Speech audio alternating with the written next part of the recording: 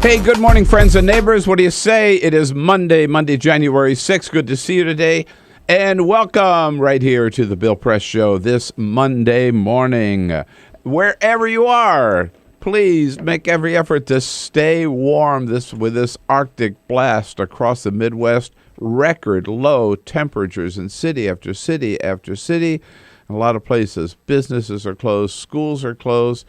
You got to stay indoors if you can, and if you got to go outside, bundle up, please, and drive very carefully. Hey, we'll give you 3 good reasons to stay inside and stay warm. 3 good hours just filled with all kinds of stories and news here all of the Bill Press Show this Monday morning.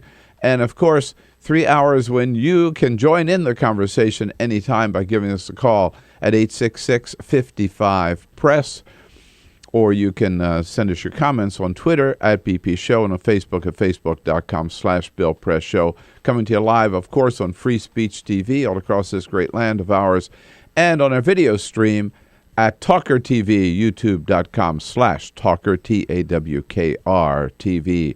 Congress comes back to Washington, D.C. today with a lot on their agenda. Number 1 item, extending unemployment benefits, which expired for some 28 million Americans the first of the year.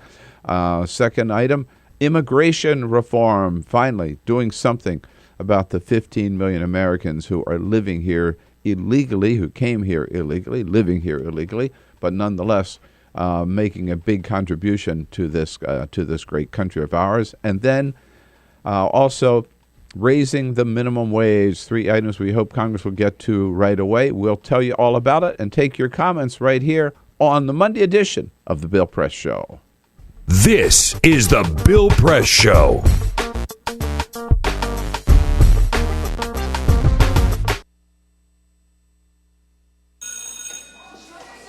Don't look at me. Your hair's a bit frizzy today. Oh, you should pick that up. Oh, you're such a dork, loser. Here, let me help you with that. Oops. Every day, kids witness bullying. Oh, look, your crush is looking at you. Poor you. They want to help, but don't know how. See, no one here's gonna help you, because no one Teach your likes kids how to be more than a bystander. Visit stopbullying.gov. If you drive buzzed, it could cost you around $10,000.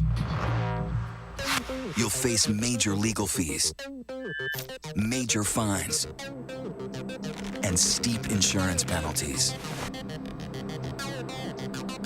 You could lose everything.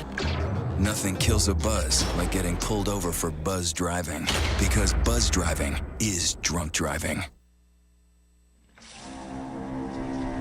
When some people struggle with their mortgage payments, they become frozen, petrified. Not knowing what to do, they do nothing. But the people who take action are far more likely to get the most positive outcome. Making home affordable is a free government program. Call now to talk one-on-one with a housing expert about the options that are right for you. Real help, real answers, right now. Here at the GED Pep Talk Center, we have pep talkers standing by to get you motivated for your GED diploma. Text the name Terry to 69222 for a sympathetic pep talk. You show people what you really are. Or for a gentle pep talk, text the name Deborah. You know you're going to make people very proud of you. And if that's not enough, text the name Danny for an extreme pep talk. Prove everyone wrong. Show them you're the boss. Get your GED pep talk and find free GED classes. Text the name of the person you want a pep talk from to 69222.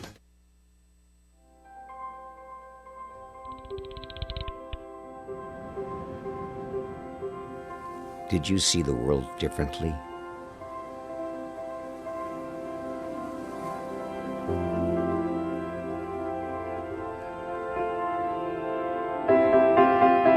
Did you celebrate the victory?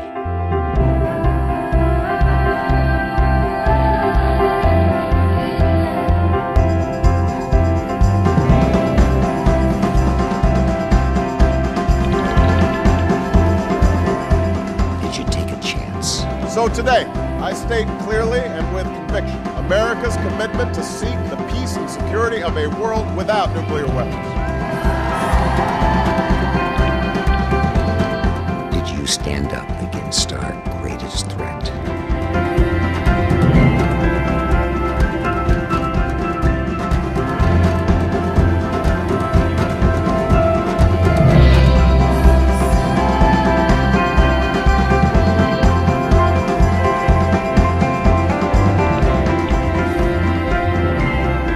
Did you commit to change the world?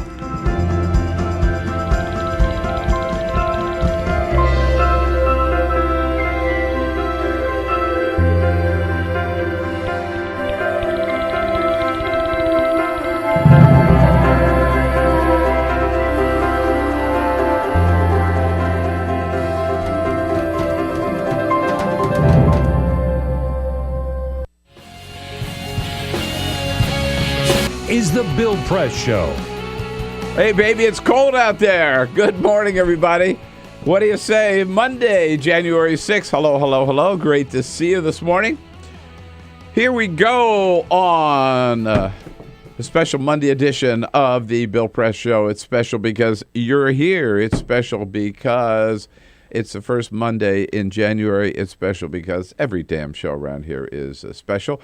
Coming to you live on your local progressive talk radio station. Good morning, good morning, good morning, wherever you happen to be in this great country of ours. Coming to you live also on Free Speech TV. Good to see you this morning. And thank you for checking in. If you're on your satellite dish, on the Dish Network, or DirecTV. And coming to you live on our video stream, of course, at TawkrTV, TAWKR TV, youtube.com/TawkrTV. Hope you had a great, great weekend, managed to stay warm, and are girded up for another battle with that Arctic blast through most of the country today. Certainly anywhere in the Midwest, you know what I'm talking about, and many parts of the Northeast as well. Washington's got a little reprieve for the moment. We actually, after a very, very cold Friday and Saturday, went up to about 35 yesterday, got rid of most of our snow, and that's about where it is this morning. But the cold is headed back here as well. We all survived, thank you, and are back at it this morning with the team, Peter Ogburn and Elisa Murphy. Good morning, guys. Hey, hey, hey. Good morning. Looking good. None the worse for wear. Look. I actually shoveled snow Friday. Did you? Yep. Good for you. Yeah, got my... It was a harrowing football after weekend. all, Lynn Sweet, it was in last week, reminded us it's our responsibility, I think in anywhere, but certainly in this city, the sidewalk in front of your house. That's right. It's your job. It's your civic duty, actually. It is. Yeah, they don't send, city workers to come. It's interesting, though. There is no punishment for it. I saw a couple of people sort of carping it. You know what? There's a punishment. Somebody falls and breaks a leg or something, or a hip or a knee or whatever on your sidewalk. You're going to find out about the punishment. Right. Mm-hmm. Little lawyer knocking. Well, so someone putting out, right. no one enforces it. They should come out and say, "Hey, dude, get out there and shovel your sidewalk." Yeah. They could issue some fines, but they won't do that. And then we'd bitch about that. Yeah, it's exactly. Exactly. Alicia Cruz has phones covered this morning. Alicia and Cyprian Balding here, the silent Cyprian. That's him. Yeah. That's him. He's sort of like Cal Coolidge. Doesn't say much. Silent sip. Our videographer here, the whole team this morning. And, man, it is cold. How cold is it? Well, if you were up in Grand Rapids, you knew how cold it was. Here's a guy who drove from Grand Rapids south, and he just felt like he was going right into the tropics. I was up in Grand Rapids, and it was 29 below. As we drove south, it was just getting nice and balmy, 7 below. Oh, yeah. I felt so good. I'm watching the temperature in my car, right? It goes from minus 29 to minus 7. I don't think I've ever seen the temp in my car at a minus. Not here. No, I don't think I've ever seen it here at a minus. No. I've seen it at 1 degree here. Yeah. It's the lowest I've ever seen it. We saw, I saw this morning, minus 34 in Chicago, expected to get worse as the wind chill picks up there off the lake. What are some of the other temperatures? Minus 38 out in Des Moines this morning. Minus 44 in Minnesota. Minus 50, the worst. Minus 56 in Duluth. Minus 56. I mean, what the hell is that? Yeah, move. What is that? That is Duluth, Minnesota. Crazy. Minus 56. It's just crazy. Even Atlanta's going to have single-digit temperatures today, which is like never happens. They've closed the schools in Minneapolis first time, I think maybe the whole state of Minnesota, first time like forever. And they know how to handle cold. They do. They know how to handle cold, right. In Indianapolis, the mayor has said it's illegal to travel. Illegal to travel. Just stay out, stay inside. Also, up in so they had the big game yesterday. Packers and the 49ers in town in Green Bay. Outside. When it started, the game was -5, I believe, right? It got a little worse, didn't it? Like the actual temperature, I think at game time was 4 degrees, and then I think with the wind chill, it got as bad as about -19 at one point. Forget it. Watch it on TV. These freaks that are playing with the regular jerseys and no layers on, just bare arms out there. No, the freaks are in the stands. Okay, you're right. So what do? You're going out to the game. What should I wear? This lady tells us. Right? She's got it all set. I have 4 layers of long johns, 2 sets of snow pants, 4 shirts, a sweatshirt, and a coat. How can you even walk? Yeah, right. Yeah, you sort of roll into your seat. Have someone roll you there. Isn't that crazy? Stay home. Seriously. I mean, 4 sets of long johns. What if you have to pee? I mean, yeah, it'd take you a half an hour. Seriously. I was at a friend's house to watch the game last night. I was nice and warm. I had a good view of every angle on the field that I wanted to see. It was quite nice. Mm-hmm. Yeah. But you didn't have anything to drink. No, I went to well, I stay warm. Coming up here, we'll be checking in with a hotline as we do every Monday morning. Reporters joining us from Huffington Post and Politico. And we'll talk about the latest in the relaxation of pot laws, even the legalization of pot in some parts of this country, and the big anniversary this week of the War on Poverty. But first... This is the Full Court Press. Breaking news, Bill, because overnight we heard that Liz Cheney was going to be dropping out of the Wyoming Senate race. She was going to make that announcement at some point this week. Literally about 5 minutes ago, she put out a statement, and she says she is discontinuing her campaign. She says, quote, "Serious health issues have recently arisen in our family, and under the circumstances, I have decided to discontinue my campaign." She is no longer running for Senate in Wyoming. That leaves the seat to Senator Mike Enzi in the Republican primary. Yeah, I want to spend more time with my family. Yeah. BS. Yeah. BS. You know, the only thing bad about that story is I wanted her to go all the way through and then lose. Yeah. Just get creamed. Annihilated. Yeah, I hate, totally. I hate to continue to give her more attention, but I love this line. She says in her statement, quote, "As a mother and a patriot, I know that the work of defending freedom and protecting liberty must continue for each generation. And though this campaign stops today, my commitment to keep fighting with you and your families for the fundamental values have made this nation in Wyoming great." Oh, go get a job. Yeah, there you go. So there you go. Bye. Yeah. Bye, Liz. 2 internet security firms reported that Yahoo's advertising servers were distributing malware to hundreds of thousands of users over the last couple of days. The attack appears to be the work of parties who have hijacked... Malware's a virus, right? Well, no, I mean, yeah, but I mean, someone put it out there. Someone created this virus to go out there. It just, you know, they're the ones that put on their advertising network that goes across several different platforms. And so they took a look at it to find out who it was. They haven't named which group it was behind it. So they're looking into it. Ooh. You know, we've said it so many times. There's no privacy anymore. No. It's Dodge City. No security anymore. Yeah. And Marshawn Lynch of the Seattle Seahawks is paying a big price for keeping his mouth shut. The NFL fined him for $50,000 because he did not speak to the media throughout the season. Marshawn Lynch finally, you are supposed to talk to the media at some point during the season.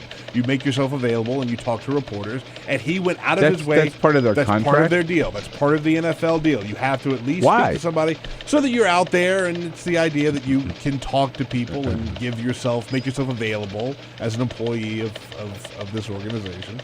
And he never did. So $50,000. Do they pay you for doing so? Extra? They pay you extra for doing I don't think they pay you extra. No. And they fined him for not talking to the media. 50 gur. It was funny, he actually did talk to the press just recently after this happened, and it was the most monotone, like, one statement report you'd ever seen. He was like, yeah, it's good. It was nothing that he offered them whatsoever. Yeah. And you have to do it throughout the regular season. The regular season's over, so 50 gur. That's really strange. Yeah. So let's remember that the next time we call out any NFL players to be on the show, if they say no, we say, dude, look, it's man. in your contract. you want a big fine? You have a legal obligation to be on our show. Right, tomorrow morning. Exactly.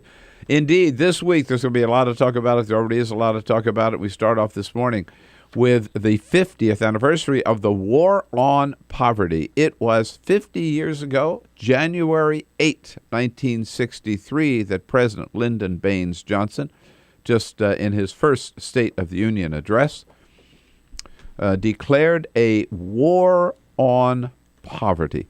First of all, just listen up, move beyond that. Just slow down just a second to reflect on that. A president declaring a war on poverty in the State of the Union 50 years ago. How many times and how many states of the Union do we remember for what was ever said, right? Think about that. How many presidents really say something so big, so bold, that you would even remember it 50 years ago? Do you remember what Barack Obama said 5 years ago? No. I mean, and I say that as a big Obama supporter. I mean, right? I mean, or do you remember anything that Bill Clinton said or Richard Nixon said? I mean, seriously, or Ronald Reagan even. I mean, that maybe the war on drugs with Ronald Reagan, although he didn't announce that in the State of the Union. So there was a time, I guess, when State of the Union addresses really made news and made a difference and made an impact, and certainly the war on poverty did. But here's the question. The question now is, where do we go from here, and what does it mean? Fact. When Lyndon Johnson gave that speech 50 years ago, 19% of Americans were living in poverty. We've had the war on poverty for 50 years. Today, fact, 15% of Americans, 46 million Americans, still live below the poverty level, which is about $23,000 for a family of four. So the two conclusions you can draw from that, and we've heard people, again, already over the weekend, drawing two different sets of conclusions about that. And I ask you this morning, which one should we go with? 866-55-PRESS. Get ready here. I want to hear from you on this. So the first conclusion is Senator Marco Rubio, Senator Rand Paul, Congressman Paul Ryan, they all say this proves, when you look at 19% 50 years ago, 15% today, this proves the war on poverty has been a complete failure. Too many people are still living in poverty.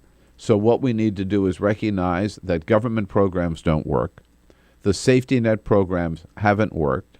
Food stamps, minimum wage, unemployment insurance, all that stuff, the unearned income tax credit haven't worked. So we just got to get rid of them and instead put more money into the wealthiest of Americans, more tax cuts, more tax breaks for big corporations, and then let that money trickle down, and that's what's going to lift people up.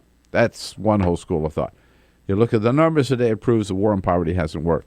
Then you got another school of thought, which happens to be the one, surprise, surprise, that I agree with, that is espoused by Senator Sherrod Brown, Senator Bernie Sanders, and others who are saying, no, it's just the opposite conclusion.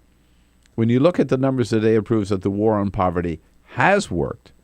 And it would be, sure, there are too many people still living in poverty today, but it would be a hell of a lot worse if it weren't for the fact that we do have food stamps, we do have a social safety net, we do have unemployment insurance, we do have a minimum wage, we do have an unearned tax credit, we do have some other benefits, we do have Medicaid. And because of that, more Americans are not living in poverty. The problem is twofold. One, that we lost our focus. I mean, how long has it been since we've really made poverty a priority in this country? I don't think since the days of Bobby Kennedy or Lyndon Johnson has anybody really focused on poverty as an issue. And the other thing is, we started taking the opposite approach. In fact, again, the trickle-down approach, the George W. Bush approach, that if we give enough tax breaks to the wealthiest of Americans, the wealthy 1% or 2%, that's going to trickle down and everybody's going to benefit. And it has not worked, and it never has worked. Even the Pope says it doesn't work. So what Senator Sherrod Brown and Senator Bernie Sanders are saying is what we have to do is at this 50th anniversary is rededicate ourselves to the war on poverty, make it a priority again, and then don't cut those programs like Republicans just cut food stamps. Republicans have refused to extend the unemployment insurance, but do more. Raise the minimum wage, extend those unemployment benefits, put more money into a stimulus to create jobs and get people working again and get them a good job with good benefits and a good paycheck. Continue and extend the unearned income tax credit. Those Republican governors who have refused to expand and extend Medicaid under Obamacare, do so. That's one direct way of helping the poor and alleviating the war on poverty. So this, the War on Poverty 50th anniversary. Has the war on poverty been a failure, or has it just not been pursued aggressively enough? Where do we go from here? I say we got to do more. We got to make it a priority again. What we need is War on Poverty Phase 2, starting now for the next 50 years. How about you? 866-55-PRESS. Let's talk about it this Monday morning. This is the Bill Press Show.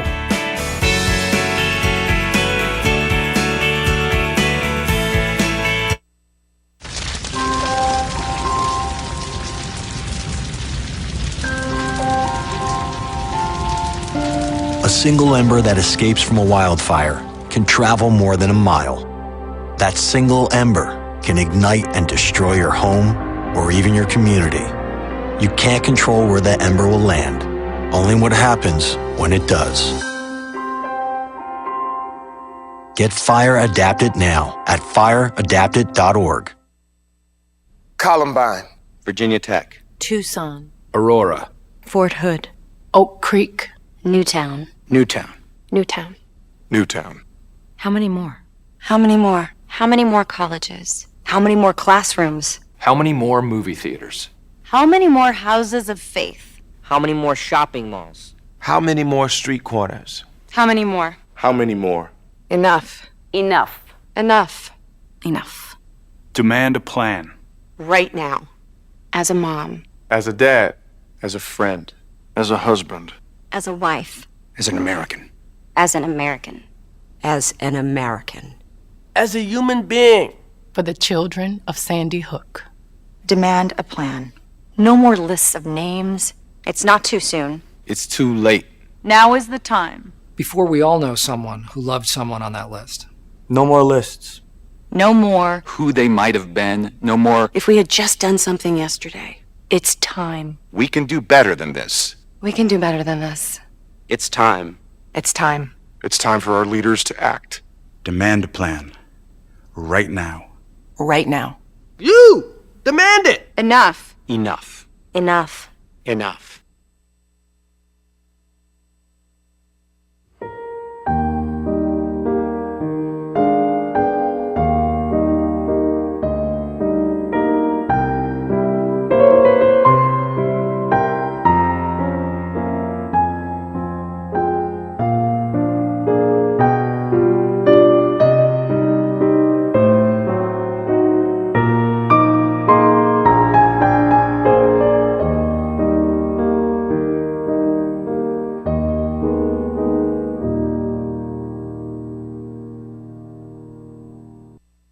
None of us would want to be told we can't marry the person we love. As Americans, we believe in freedom. That's what I fought for as a Marine, and that's what we believe in as Republicans. Freedom means freedom for everyone. I didn't used to understand the importance of same-sex marriage, but after learning my brother was gay, I wanted the same rights for him. He was the best man at my wedding, and I want to be the best man at his. It's only fair that Calvin should have the freedom to marry the person he loves, too. It's time for marriage.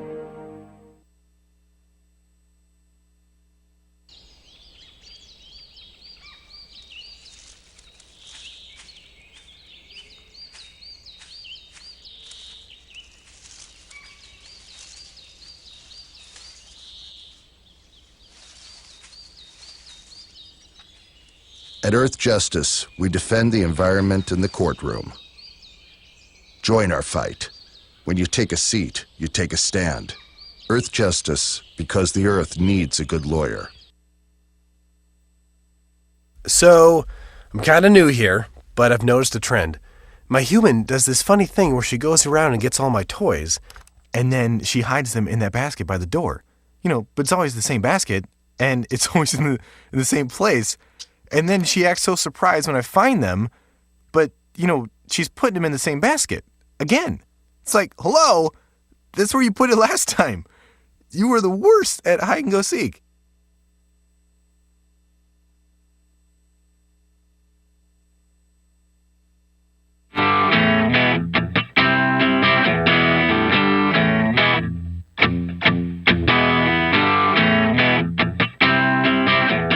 This is the Bill Press Show.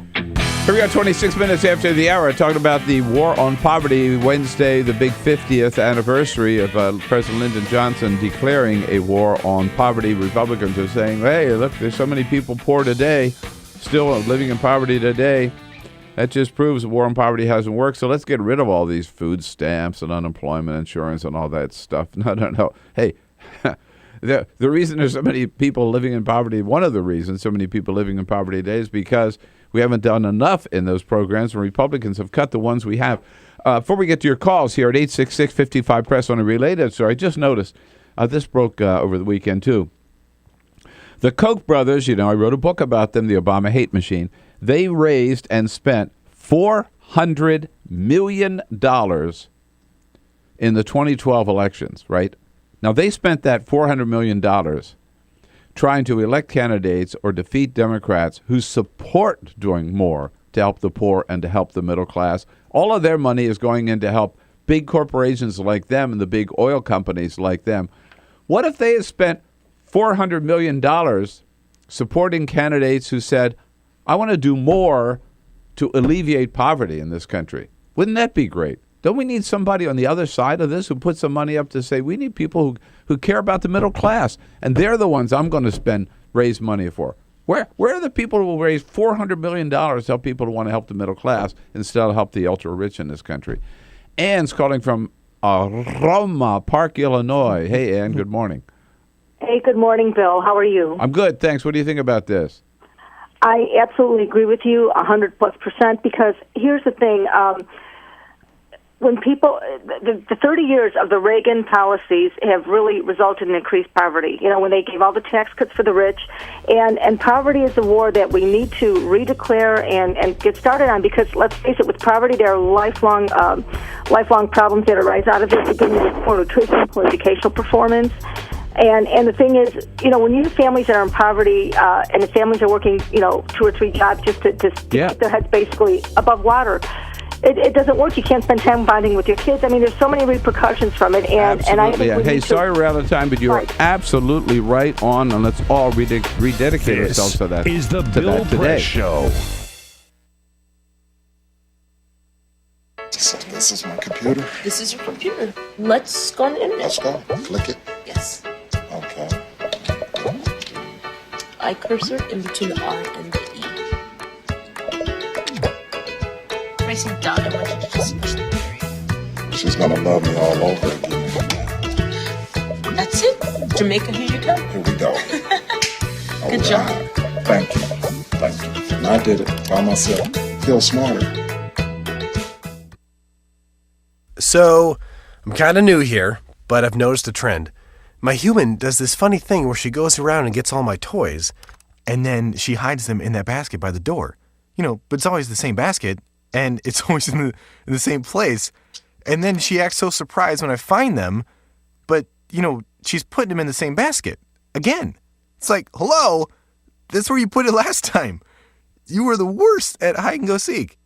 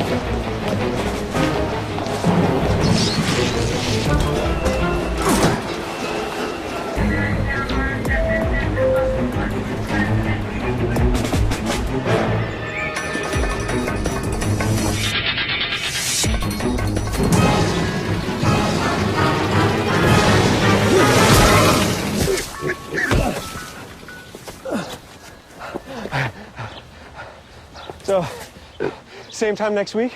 Well, of course. Put away a few bucks, feel like $1 million. For free tips to help you save, go to Feed the Pig.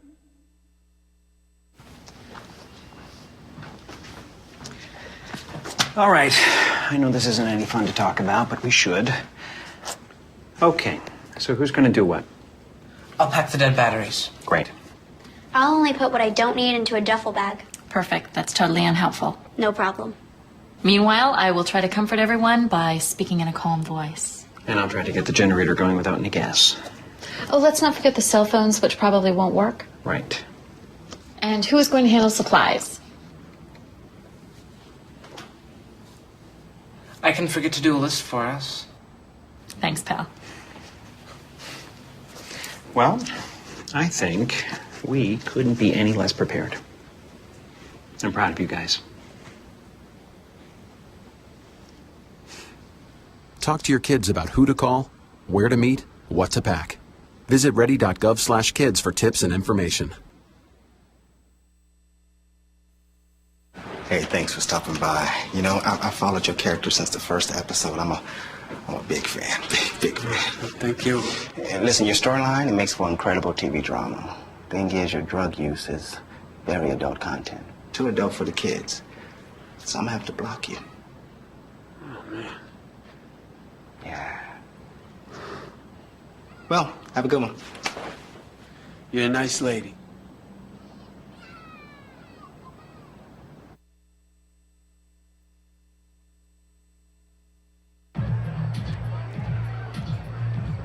If you drive buzzed, it could cost you around $10,000. You'll face major legal fees, major fines, and steep insurance penalties. You could lose everything. Nothing kills a buzz like getting pulled over for buzz driving, because buzz driving is drunk driving. When some people struggle with their mortgage payments, they become frozen, petrified. Not knowing what to do, they do nothing. But the people who take action are far more likely to get the most positive outcome. Making home affordable is a free government program. Call now to talk one-on-one with a housing expert about the options that are right for you. Real help, real answers, right now.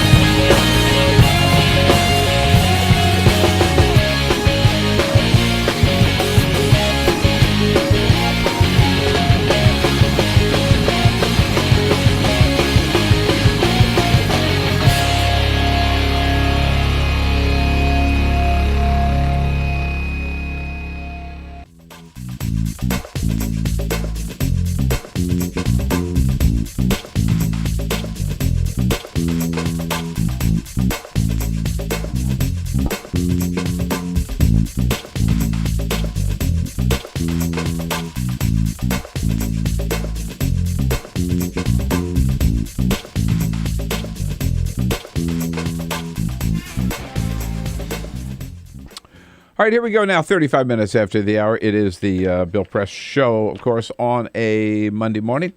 Good to have you with us. In the next hour, Dave Jamieson, who reports on labor issues for Huffington Post, is going to be along. And in the next segment, we'll be talking with Steve Shepard, executive editor of the National Journal. We've been talking about the fact the war on poverty is coming up. Going to hear a lot about it this week. And you're going to hear a lot of people like Marco Rubio already plans a big speech this week saying that this proves we have to recognize the war on poverty has been a total failure. You're going to be hearing also from people like Sherrod Brown, Bernie Sanders saying, no, we just forgot about the war on poverty. We got to get back to it. We've got to do and have more. And Harry Reid has been talking about this too. More programs that will alleviate poverty, help the poor, lift the poor up. And help the poor and the middle class in this country, and stop thinking so much about what more can we do for the top 1 or 2% who are doing just fine. Thank you. Peter, another couple of comments online there before we move on? Yeah, we are on Twitter at BP Show, talking about poverty. Ripa Dem Up says, "Let's not kid ourselves into thinking that this will be that will be paved with gold and poverty will ever end. We're certainly not egalitarian. It won't ever end, but we can certainly get it down below 15%. One would hope." He goes on, by the way, and says, "There's a war on poverty, all right, just like the war on drugs. It's a war on people." So you could join in and that conversation at BP Show. Perry Reunions also weighing in, says, "Proves that trickle-down economics doesn't work. Poverty would not be at this level without trickle-down." It's sort of, in some cases, I think the war on poverty has been replaced by the war on the poor. Right. Some people exactly. think that's what war on poverty is all about. Not the only story we're talking about today. Of course, the number one story leading every newscast that I saw over the weekend is the cold. We gave you some of the temps a little earlier. The latest I saw was Madison, Wisconsin, and our good friends out at 92.1 The Mic. People there braving minus 34 this morning. I feel like we are wimps here with, what was it? I think it felt like about 35, 30. I didn't even check. This morning it was, my car read it was like 41. 40, really? 41? That's what my car said. I don't know if that's... nothing like it. Live radio here, right? And live TV. Weather, on the high weather, 30s 30, at least. Whoa, 46%. 46 degrees. 46 degrees is what I'm saying. That's balmy. Yeah, it was 45 out in Virginia. It wasn't bad at all. I'm going to take that's my second layer of long underwear. Yeah, exactly. You only need 3 instead of going Yeah. So, I mean, I'm sorry that we are not. I feel guilty now, right? That it's 46 here. By the way, it's going to go plus 46. Right. Yeah. That's right. In Duluth, it's minus 56. Yeah. So I guess we have been divided into this is the country of the haves and the have-nots. Yeah. Right? Or above 0 and below 0. Right. 0. Two Americas. Right. We are. 2 Americas indeed. The big political news of the day is, of course, that Liz Cheney this morning at 6 a.m. East Coast time released a statement. Rumors started flying last night that she was going to drop out of the Senate race. We know she, who grew up in Virginia, moved and was married and raised her family in Virginia. Everybody thought she would run for office in Virginia. No, she suddenly, less than a year ago, moved out to Wyoming and said, "Hey, I'm a Wyomingian," or whatever it's called. "I've been so all my life, and this is where my heart is, and this is where my roots are." And she challenged Senator Mike Enzi, conservative Republican Senator Mike Enzi, in the Republican primary. Rumors started flying last night that she was going to drop out. She made it official this morning with this statement, quote, "Serious health issues have recently arisen in our family. And under the circumstances, I have decided to discontinue my campaign. It's a rumor no longer. She's out." She says, "My children and their futures were the motivation for our campaign, and their health and well-being will always be my overriding priority." And then, Peter, as you mentioned earlier, she continues, quote, this such a self-serving statement, "As a mother and a patriot." Yes. How many people call themselves Seriously, a patriot? Man, Come on. "I know that the work of defending freedom and protecting liberty must continue for each generation. My commitment to keep fighting with you and your families for the fundamental values that have made this nation and Wyoming great will never stop." Oh, thank God for that. Oh, now I'll sleep better at night knowing that Liz Cheney is out there fighting for my freedom. What a phony. But you know what? I think there's more to it. First of all, she's a loser, right? She didn't have a chance. Totally. Mike Enzi was going to beat her. But I think this is kind of a good sign because I think it shows that this game that too many Republicans were falling into of challenging and trying to knock off incumbent Republican senators who have done a fairly good job of representing their constituency. Look, I disagree with Mike Enzi on the issues, but he was he represents his people well. He represents the people of Wyoming well, right? They knew who they got, and he has fought for them. Same thing with Dick Lugar in Indiana, who was remarkably effective senator, a real leader in foreign policy. And so Todd Akin goes in. Republicans knock Dick Lugar, whom they should have rallied behind, out. Instead, they get a Todd Akin, and they lose a seat. Yeah.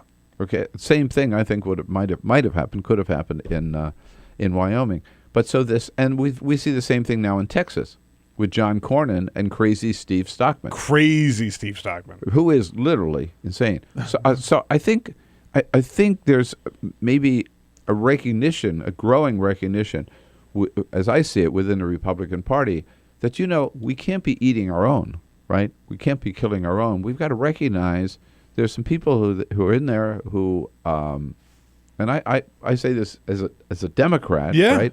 I may not. I'd rather have a Democrat in that seat, but I'm saying for Republicans, the wiser thing to do is to support their people who are in there, who've been fighting for them all these years, and not try to elect these crazy Tea Party types. This is not a trap, by the way. You're not giving bad advice out to Republicans. This is actually good advice that Republicans can use. No, and I'm saying there's a big leap. But if I were a Republican living in Wyoming, I would have been supporting Mike Enzi. Sure. Who the hell is this Liz Cheney coming in here trying to knock? So I think this is big news, not just for Wyoming, but may have repercussions, positive, good repercussions for the Republican Party at large. I think there's a lesson here, hopefully, to be learned by a Republican Party nationwide.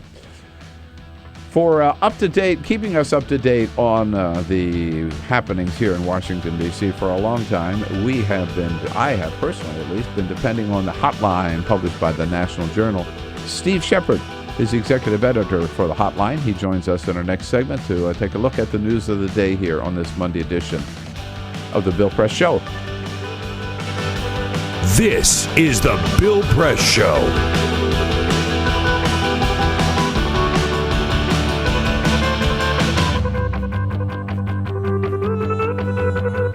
This is my computer. This is your computer. Let's go on the internet. Let's go. Click it. Yes. Okay. I cursor in between the R and the E. Pressing down, I want you to just push the period. She's gonna love me all over again. That's it. Jamaica, here you go. Here we go. Good job. Thank you. And I did it by myself. Feel smarter. So, I'm kind of new here, but I've noticed a trend. My human does this funny thing where she goes around and gets all my toys, and then she hides them in that basket by the door. But it's always the same basket, and it's always in the same place. And then she acts so surprised when I find them, but, she's putting them in the same basket. Again. It's like, hello, that's where you put it last time. You were the worst at hide and go seek.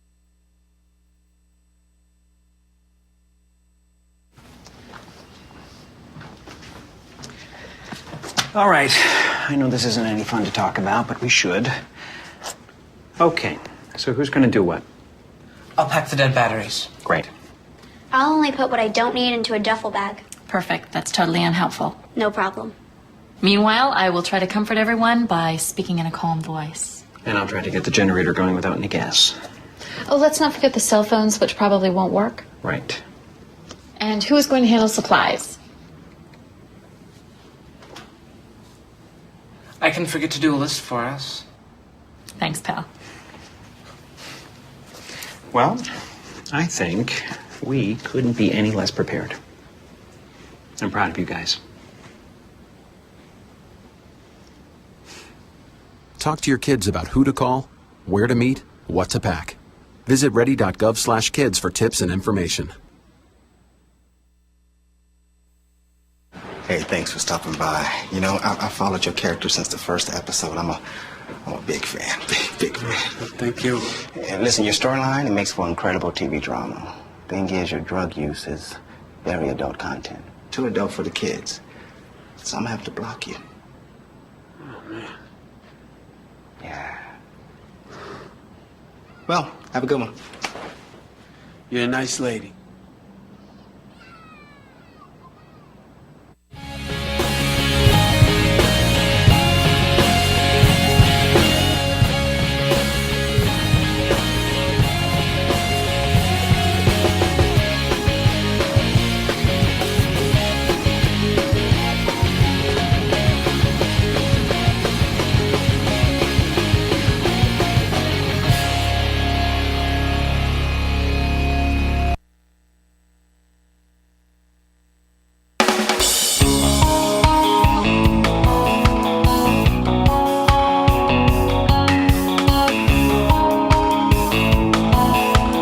Seen on Free Speech TV and online on TawkrTV. This is the Bill Press Show. You bet it is. 13 minutes now before the top of the hour. Monday morning in Washington, D.C. We have been spared the sub-zero temperatures being experienced by most of you across this country. God, feel guilty that it's 46 degrees here in Washington, D.C. And in Washington, it's not so lonely anymore around here because the president is back in town. The Senate's back today. I think the House comes back tomorrow. Back to work, we hope. What's on the agenda, what we can look forward to. Steve Shepard's got it covered. Executive editor for the National Journal Hotline on our news line this morning. Hello, Stephen. Good morning. Morning, Bill. Happy New Year. Happy New Year to you. Always good to talk to you. Thank you. So some big breaking political news this morning, from Wyoming. That's right. Liz Cheney, the daughter of former Vice President Dick Cheney, has abruptly dropped her Senate bid, which is very reassuring, to Senator Michael Enzi, right. the incumbent whom she was challenging. It was always going to be actually pretty uphill for Liz Cheney, I think, and although her decision doesn't really seem tied to her political prospects, it seems to be a family situation. So we hope everything's well there. That's what she says. But when we look through the spin, right? Don't we really conclude that she wasn't getting the kind of support either in Wyoming or across the country to take on an incumbent Republican senator she thought she could get? Right. There'd been fairly limited public polling in the race, but most of what we'd seen showed Enzi up handily. And she hadn't been getting the support of the same conservative outside groups that are supporting challengers to people like Mitch McConnell or Lindsey Graham or Thad Cochran, some of the other incumbents who are not viewed very warmly from the most conservative Republican primary voters. Do you think there's maybe a message here that don't be so quick to challenge an incumbent Republican senator and think you're going to get everybody's support in doing so? Well, for all the talk about there being a sort of proliferation of these primary challenges, you only saw one incumbent lose last cycle, and that was Dick Lugar in Indiana. Right. In 2010, Bob Bennett failed to earn renomination from Utah, but that was sort of a weird scenario. They nominate their candidate at a convention instead of in a primary. So I think that a lot of these primary challenges are overblown. There was an A1 story in the Washington Post yesterday about Steve Stockman, who's challenging John Cornyn, who's really not to this point running anything resembling a serious campaign. No, well, he's got $5.49 in the bank. So he's got a lot more than that in debt. In debt, I know, exactly. Now, as I mentioned, Congress heading back into town this week. Before he left Hawaii, President Obama did his weekly radio TV address on what he thinks should be their top priority. Here, a quick bite from the president, Steve. So when Congress comes back to work this week, their first order of business should be making this right. Right now, a bipartisan group in Congress is working on a 3-month extension of unemployment insurance. And if they pass it, I will sign it. Number one on the agenda for Congress, unemployment benefits, do you think? Well, number one on the agenda for the Senate. They are going to resume consideration of a bill this afternoon when they come back at 2 p.m. Eastern on extending unemployment benefits. It's not quite clear yet if the votes are there in the Senate. The problem is right now there isn't a lot of momentum on the House side. The House comes back tomorrow, like you said, and what they want to talk about first is and deal with first is health care. Yeah. And I think this speaks to where each party thinks they have an advantage right now. Democrats, I think, see an opening on unemployment insurance. The president's going to speak about income inequality later this week. But Republicans still want to turn the conversation back to health care, and that's what they're going to intend to do in the chamber that they control. Well, let me ask you, what can they possibly do on health care or try to do that they haven't already tried to do, given the fact that now the website seems to be, for the most part, fixed? People are signing up. The stories that we see these days are about people who are getting health insurance, not people not being able to navigate the website. That's true to some extent. I think, though, there hasn't been any national polling since the new year. But once now that folks are back in their homes and can answer the phone, we'll see more of that and see what people's perceptions are of the law. But if you base it on the idea that the opinion of the healthcare law is still net negative, then if your House Majority Leader Eric Cantor, who announced last week that you're going to have a vote on a bill that's going to strengthen security requirements on the website and require notification in the event of a breach involving personal information, that's a tough vote for Democrats to vote against, and that keeps the conversation in town on health care, which, if opinions of the law are still negative, helps Republicans. On the other hand, Democrats do want to talk about basically anything else. Income inequalities and unemployment insurance, those are issues. Polls show that extending unemployment benefits to the long-term unemployed is a popular thing, and that's why that's what they want to talk about. You didn't mention immigration reform. Any chances of lighting a fire again under that issue? We all thought it was going to happen in 2013 for sure. Well, right now that all lies at the feet of John Boehner, and there were some stories over the holidays about how Boehner's put together a staff that has worked on immigration reform in the past. He still faces a lot of resistance from his caucus, who are many of whom are facing primaries starting in the first primaries are in early March in Texas, and those could be tough votes for them on their right flank.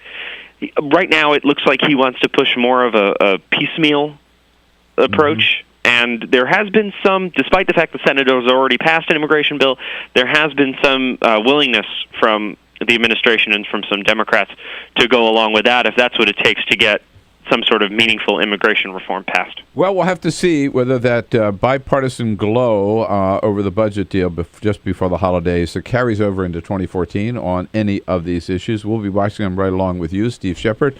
Thank you so much for your time this morning. Again, Happy New Year. Good to have you with us. And thanks.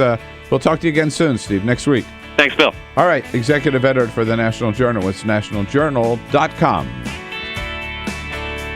This is the Bill Press Show.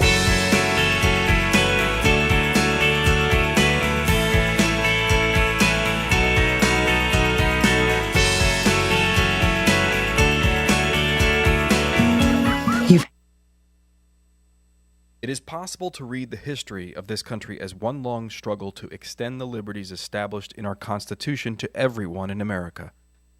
In other words, who, according to our laws and culture, gets to be considered a person? The law creates legal personhood, and movements create law and change culture.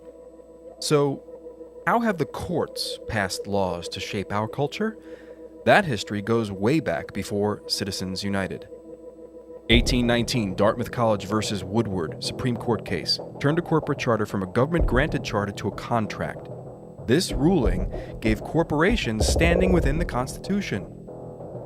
1886, Santa Clara County versus Southern Pacific Railroad. Though the court did not rule on corporate personhood, the decision was subsequently cited as a precedent to hold that a private corporation is entitled to the same 14th Amendment rights of due process and equal protection as human beings.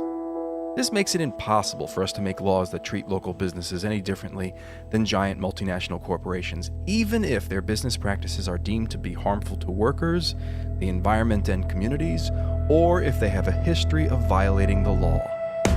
Hale versus Henkel, 1906. The court granted corporations the Fourth Amendment search and seizure protection. Dodge versus Ford Motor Company, 1919. The Michigan Supreme Court says the business corporation is organized and carried on primarily for the profit of the stockholders. Stockholder primacy is established. The purpose of the corporation, according to the court, is no longer to serve the public good, as it had been. It is now to maximize profit for shareholders above all else. Pennsylvania Coal Company versus Mahon, 1922. Corporations get the Fifth Amendment takings clause, meaning if you pass a regulation that impacts a corporation's ability to make a profit, that is deemed a taking, and they can sue for the right to future profits lost. This creates a chilling effect, and local and state governments become much more hesitant to pass laws in the public interest for fear that corporations can claim loss of potential profits that cities and states will be on the hook to pay. Buckley versus Vallejo, 1976. The Supreme Court rules that spending money to influence elections is protected under the First Amendment, in effect saying that money is speech. Citizens United versus Federal Election Commission, 2010. Today, the Supreme Court of Chief Justice John Roberts declared that because of the alchemy of its 19th century predecessors in deciding that corporations had all the rights of people, any restrictions on how these corporate beings spend their money on political advertising are unconstitutional. The court's ruling threatens to undermine the integrity of elected institutions across the nation. It's a rejection of the common sense of the American people.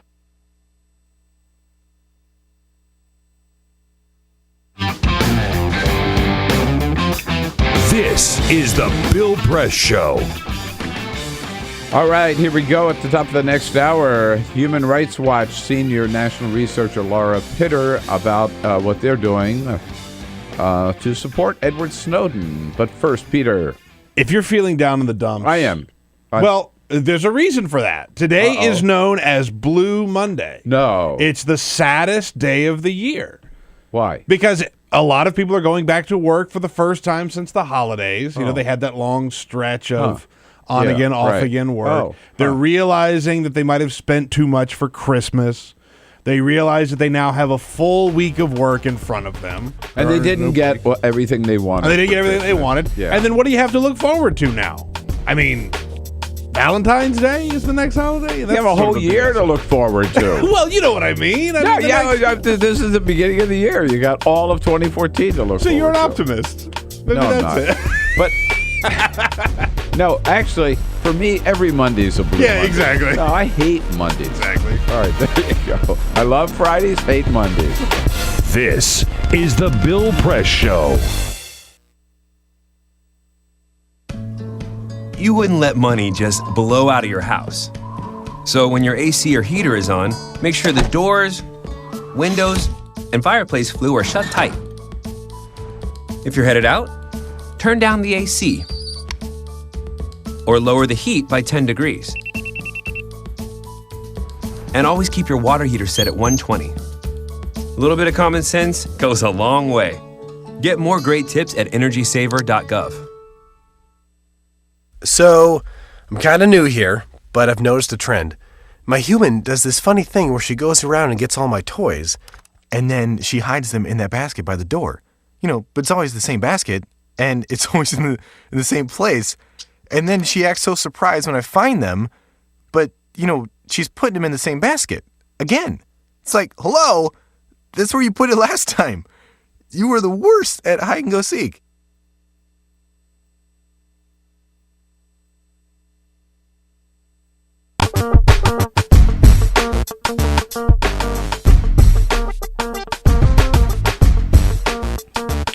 Hey, good morning, friends and neighbors. What do you say? It is Monday, January 6th. Good to see you today.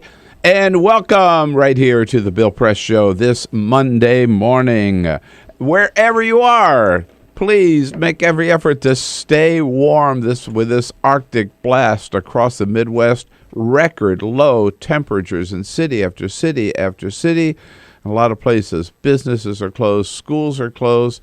You got to stay indoors if you can, and if you got to go outside, bundle up, please, and drive very carefully. Hey, we'll give you 3 good reasons to stay inside and stay warm. 3 good hours just filled with all kinds of stories and news here all of the Bill Press Show this Monday morning.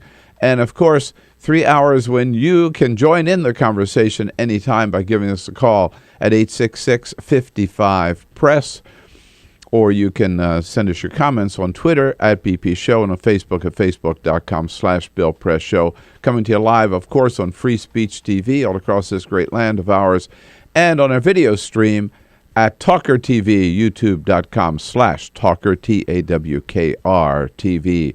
Congress comes back to Washington, D.C. today with a lot on their agenda. Number one item, extending unemployment benefits, which expired for some 28 million Americans the first of the year.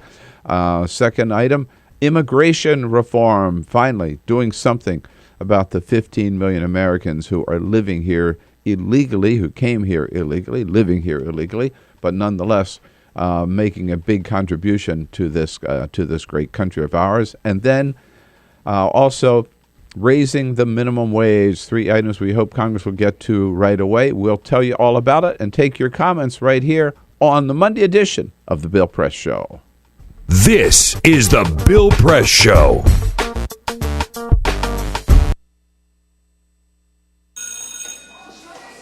Don't look at me.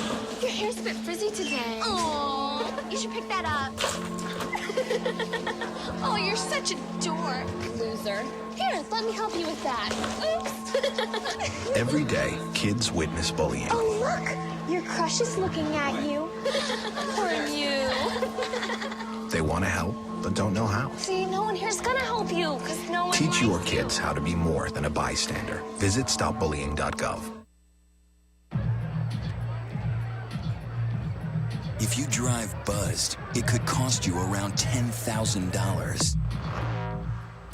You'll face major legal fees, major fines, and steep insurance penalties. You could lose everything. Nothing kills a buzz like getting pulled over for buzz driving, because buzz driving is drunk driving. When some people struggle with their mortgage payments, they become frozen, petrified. Not knowing what to do, they do nothing.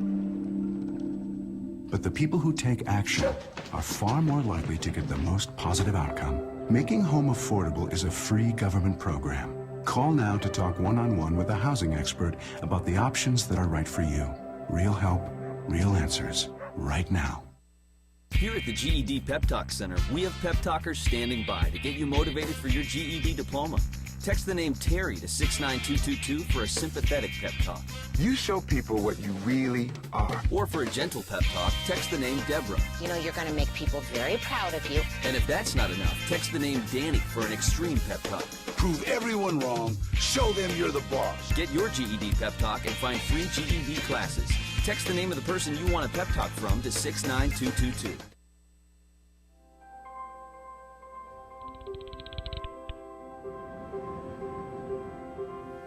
Did you see the world differently?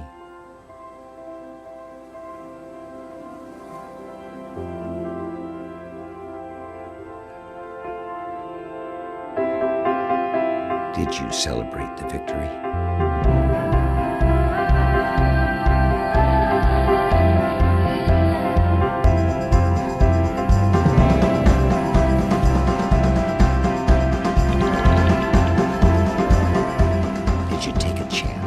So today, I state clearly and with conviction America's commitment to seek the peace and security of a world without nuclear weapons.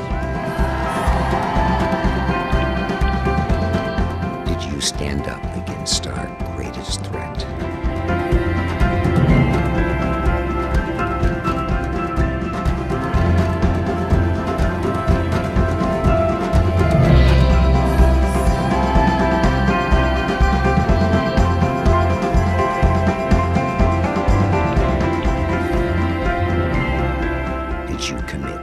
Change the world.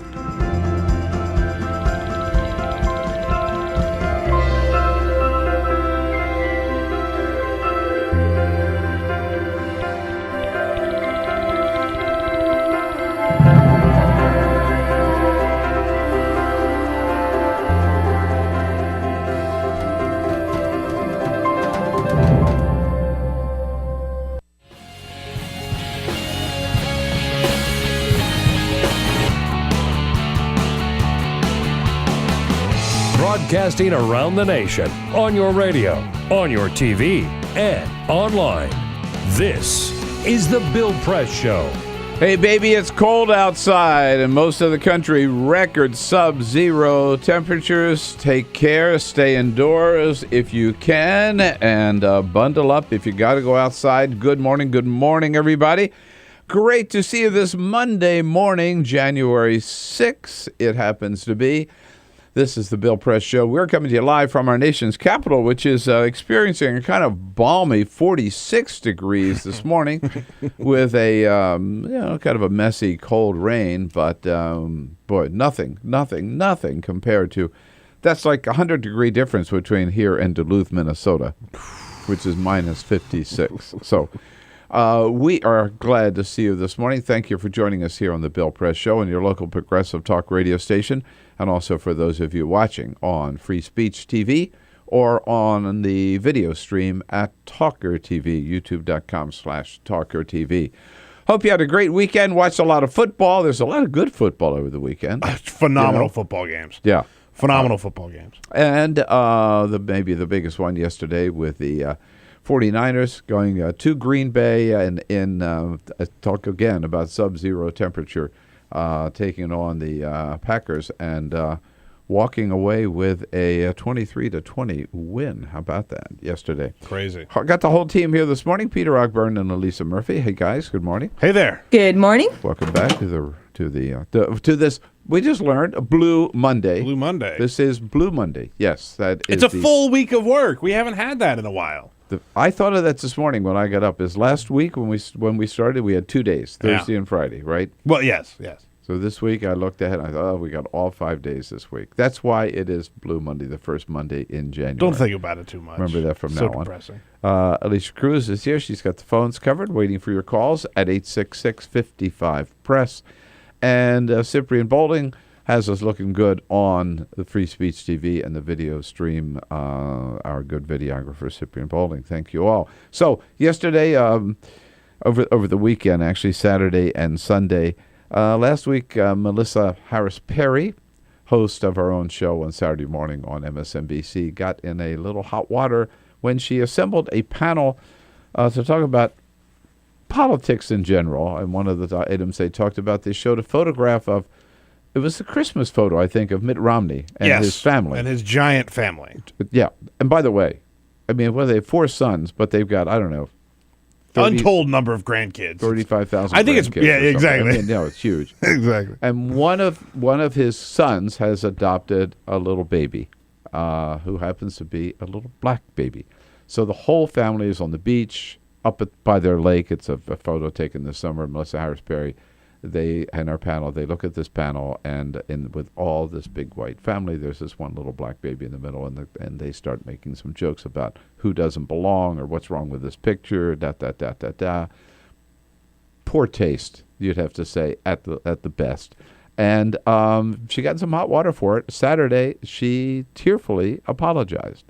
So without reservation or qualification, I apologize to the Romney family. Adults who enter into public life implicitly consent to having less privacy, but their families, and especially their children, should not be treated callously or thoughtlessly. I broke the ground rule that families are off limits, and for that I am sorry. Then she went on and actually kind of broke down and started crying on the set. Mitt Romney yesterday on Fox News Sunday said basically the same thing, and we accept the apology. People like me are fair targets. If you get in the political game, you can expect incoming. but children, that's that's beyond the line. And I think they understand that and feel that as well. Oh, so all's well. We can move Everybody's on. fine. Everybody's happy. Okay. And apologies have been made and accepted. We'll see the family next summer. Yeah. All right. Yeah. All right.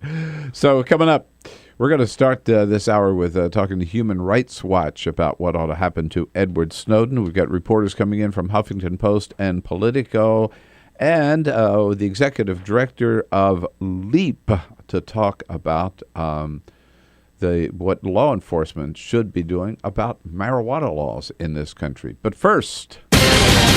This is the Full Court Press. Peter, what's going on? Just a couple of stories making news. As if Prius owners weren't smug enough, one man found out a way to make them even more obnoxious. Bob Osemlak lives in Canada, and during a recent ice storm, he figured out a way to have his Prius be used as a generator during the power outage. What he did is he installed an outlet on his furnace.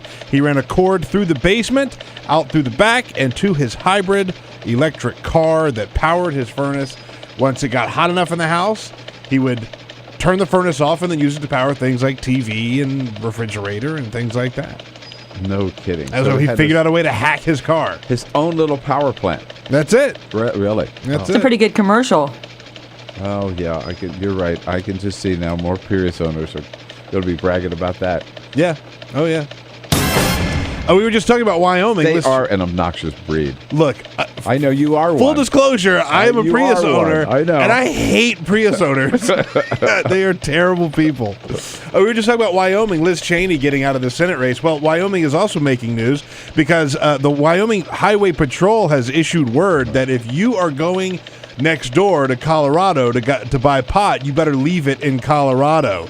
They put something out there just to remind you that if individuals have 3 ounces or less coming into Wyoming, they will be charged with a misdemeanor violation that carries a penalty of imprisonment for not more than 12 months and a fine of not more than $1,000. So if you're buying weed in Colorado and you're coming from Wyoming, smoke it there or leave it there. Yeah, Alan St. Pierre from Normal in studio last week made that point that's very important.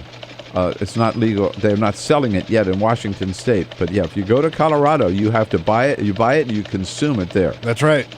That's why they call it the mountain high or mile high. That's right. That's right.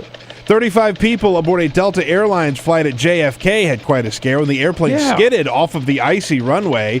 There were remarkably, no immediate reports of injuries after the flight 4100 coming from Toronto touched down on the runway shortly before 8 a.m. One passenger on the plane said it could have been a lot worse. All 35 got out alive and unharmed. Yeah, I saw that. It skidded off the tarmac. Or off the, the runway. Runway, right. Really perilous conditions out there on the roads and at the airports as well. So a lot of talk. President Obama is going to be giving a big speech this month about NSA and what corrections or modifications or reforms he thinks are due at that agency. And, of course, a subset of all of that is what to do about Edward Snowden. We wouldn't even know about these abuses of NSA were it not for Edward Snowden. One organization that has supported amnesty for Edward Snowden is Human Rights Watch.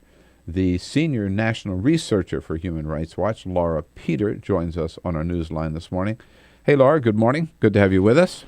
Good morning. Thank you for having me. What's the status of Edward Snowden today? Does he have a job? Is he making any money? Is he living in exile? What do you know? Some of your people have been there and met with him. I know that. Yeah, well, there are reports that he was going to get a job. I'm not sure if that's the case now, but he does have temporary asylum in Russia that is going to expire in about 6 months. So, other countries, he's said he's interested in asylum in other countries and also, of course, would like to come back to the United States. Are there other countries interested in him? I saw some reports over the weekend about conversations with Brazil. No? Or... Right. I mean, I think he's been open about the fact that he would like to receive asylum there. Whether or not they will ultimately grant that, I don't know. They obviously should consider asylum, given that he faces prosecution against unfair charges here in the U.S. under the Espionage Act. It are valid claims for persecution here. So those claims for asylum should be taken very seriously by the countries. Well, that's a serious charge, claims of persecution here that you say should be taken seriously. But what do you say? I mean, look, I believe Edward Snowden is a whistleblower and performed a public service, okay? But putting my personal beliefs aside, how do you respond to the fact he did break the law, and he has been charged with violating the law? If so, having to stand trial and defend himself, is that equal persecution? Well, yes, because the charges that he faces here, which have not been used very frequently in the United States, only in the last few years has the Obama administration, brought, I think now we're up to now 7 cases using the Espionage Act. You're not able to present a public interest defense, meaning that you're not able to show that whatever you disclosed was in the public interest and outweighed any harms that were caused. So those charges in and of themselves, we believe, shouldn't be used against anyone until they are fixed, until you can present a public interest defense. And national security whistleblowers in the United States really have no avenues for reporting wrongdoing or abuse. Even the President's own review group, which recently issued the sweeping report about reforms that should be made in the national security context, said that the protections for national security whistleblowers in the United States are inadequate. So he had a national security clearance, right? And he had agreed, I don't know whether he did so under oath or whatever, but he had agreed that I have access to these documents and I have an obligation to keep them secret and not to release them, and yet he went ahead and released them. So he did break the law, didn't he? Well, there's a good argument that he did. He has been saying that he agreed to just uphold the Constitution and that he agreed to accept the terms of the contract. But that would be some sort of civil dispute. The charges that he faces under the Espionage Act are charges that he, made these disclosures in order to harm the United States, and you don't have any possibility of adequately defending yourself against those charges. In the U.S., we decline to prosecute people all the time for lots of reasons, and it's, I think, important to recognize that the U.S. should own some sort of responsibility in this case, to accept the fact that it, does not provide an adequate avenue for national security whistleblowers to report abuse, and also that the charges that they're using here don't adequately provide the defendant the ability to defend himself against those charges. So the U.S. should own the responsibility in the Snowden affair and decline to prosecute in this case where, what Snowden exposed has sparked this really important national debate and allowed Americans to understand what the government was doing, what it was authorizing in secret by secret court. Right. Now, this whole issue has gotten, of course, a lot of attention here in Washington, and there was an interesting exchange over the weekend where Senator Rand Paul was interviewed, and he said he thought that Edward Snowden should have to face trial, but but no life in prison and certainly no death penalty, but just a light prison sentence for what he has done. He was followed by Congressman Peter King from New York, who not only went out on the attack against Edward Snowden, but against Senator Rand Paul. Here's what Peter King, had to say about Senator Rand Paul. He doesn't deserve to be in the United States Senate for spreading that type of misperception and absolute lies, to be honest with you. Rand Paul doesn't even deserve to be in the United States Senate for what he says about Edward Snowden, according to Peter King. So pretty hot issue here in Washington, Laura. Yeah, it does. It generates a lot of controversy and debate. For us, for the Human Rights Watch, there's no question that he should be given, treated with leniency, and that the U.S. should not prosecute him in this case. Do you, and what are you doing about that? I mean, what can you do about that? Are you circulating a petition, or you? Well, we make our views known to people who are working on these issues in the U.S. government. We talk to policymakers, and he does have legal counsel who's represented by the ACLU. So we work, making our views known to policymakers and advocating for that. If Edward Snowden had stayed in this country, do you believe that he would have had the opportunity to work through the system? To let his superiors know, I don't think this is right. I think we should question what we're doing here and bring about any changes from working within the system? No, even the president's own review panel that issued a report several weeks ago about the whole NSA scandal and recommending reforms admitted that the current protections for national security whistleblowers are inadequate because, one, they don't protect contractors, and two, they don't allow for the individual to complain to a independent body. They have to go to somebody in their direct chain of command, which engenders all sorts of retribution. So that's one of the reasons why we think that clemency or some kind of amnesty makes sense here, because there was no real avenue for Snowden to bring these claims to the public, and especially senators themselves were not able to make these issues debate them in the public. Senator White and Senator Udall for years were trying to bring these to the public light and allow some kind of public accountability, and they weren't able to do so themselves. They have made it very clear that they were not able to, that they were very concerned but not able to raise those issues.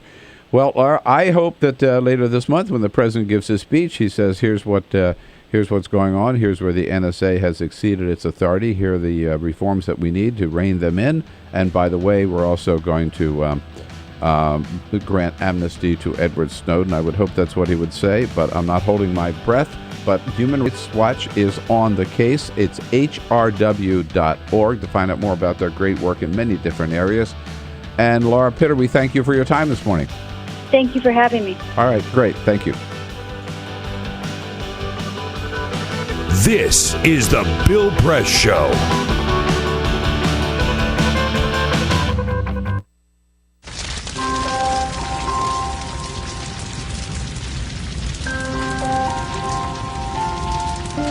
A single ember that escapes from a wildfire can travel more than a mile.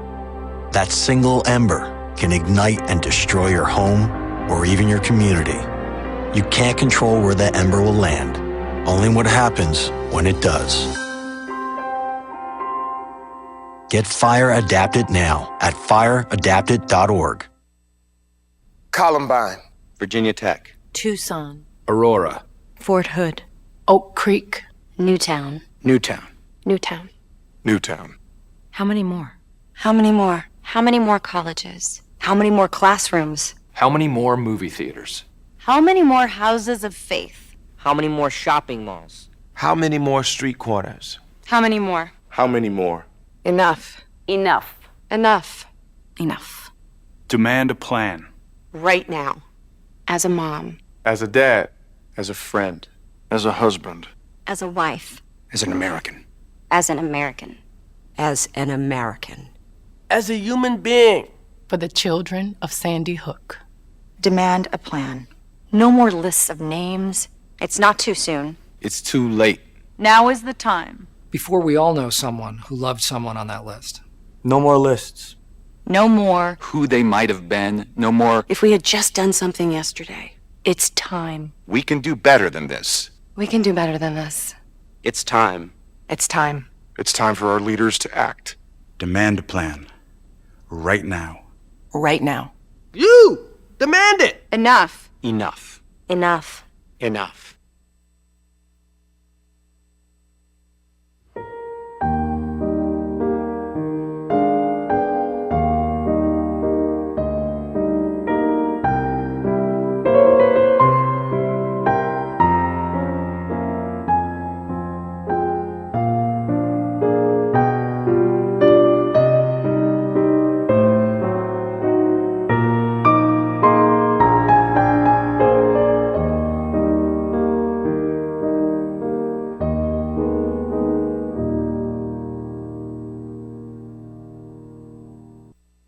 None of us would want to be told we can't marry the person we love. As Americans, we believe in freedom. That's what I fought for as a Marine, and that's what we believe in as Republicans. Freedom means freedom for everyone. I didn't used to understand the importance of same-sex marriage, but after learning my brother was gay, I wanted the same rights for him. He was the best man at my wedding, and I want to be the best man at his. It's only fair that Calvin should have the freedom to marry the person he loves, too. It's time for marriage.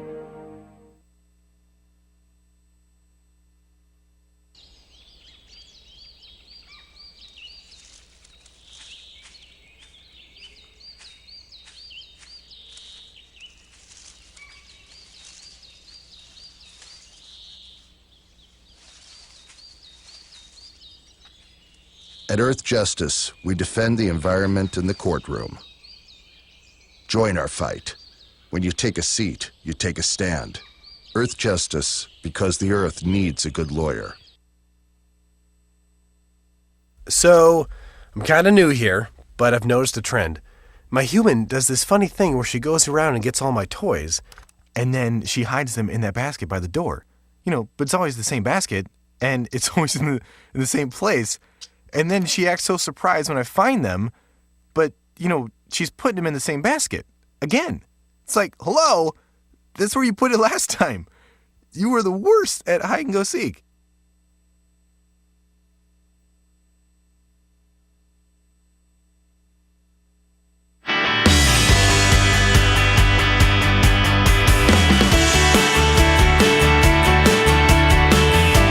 This is the Bill Press Show. 27 minutes after the hour, Dave Jamieson from Huffington Post, labor reporter, will be here in studio with us for the next half hour.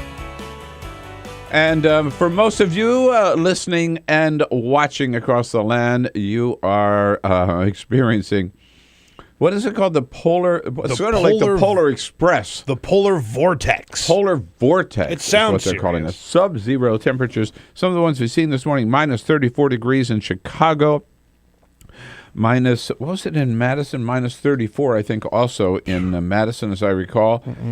Minus 44 in Minnesota. 38 below in Des Moines. 56 below in Duluth, Minnesota. Oh, my God. And here in Washington, D.C., hate to tell you, it's 46 degrees positive and rain. So cold in Indianapolis that it is announced that it's illegal to travel today in Indianapolis. If you're going outside, here's one woman who went to the Green Bay Packers game yesterday against the 49ers. She told us what to wear if you have to go outside. I have 4 layers of long johns, 2 sets of snow pants, 4 shirts, a sweatshirt, and a coat. Yeah, and a coat. But the good news is that you will be warm. The bad news is you won't be able to move. That's right. Right. Sort of roll everywhere. With all that kind of clothing on. At any rate, stay inside if you can. Bundle up if you got to go out. Stay warm and stay tuned to the Bill Press Show. This is the Bill Press Show. So this is my computer. This is your computer. Let's go on the internet. Let's go. Click it. Yes. Okay. I cursor in between the R and the E. Pressing down, I want you to just push the period. She's gonna love me all over again. That's it. Jamaica, here you go. Here we go. Good job. Thank you. Thank you. And I did it by myself. Feel smarter. So, I'm kind of new here, but I've noticed a trend. My human does this funny thing where she goes around and gets all my toys, and then she hides them in that basket by the door. But it's always the same basket, and it's always in the same place. And then she acts so surprised when I find them, but, she's putting them in the same basket. Again. It's like, hello, that's where you put it last time. You were the worst at hide and go seek.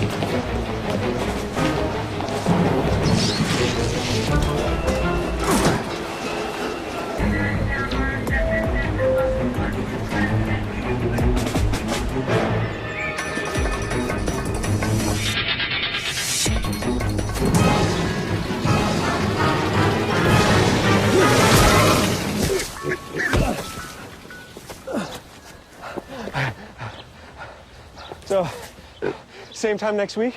Well, of course. Put away a few bucks, feel like $1 million. For free tips to help you save, go to Feed the Pig.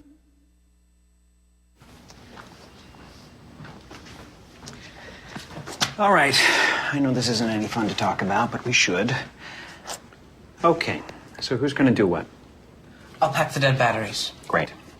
I'll only put what I don't need into a duffel bag. Perfect. That's totally unhelpful. No problem. Meanwhile, I will try to comfort everyone by speaking in a calm voice. And I'll try to get the generator going without any gas. Oh, let's not forget the cell phones, which probably won't work. Right.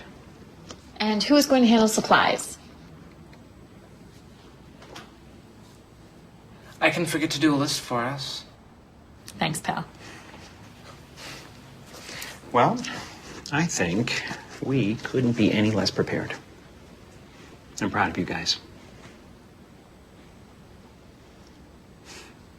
Talk to your kids about who to call, where to meet, what to pack.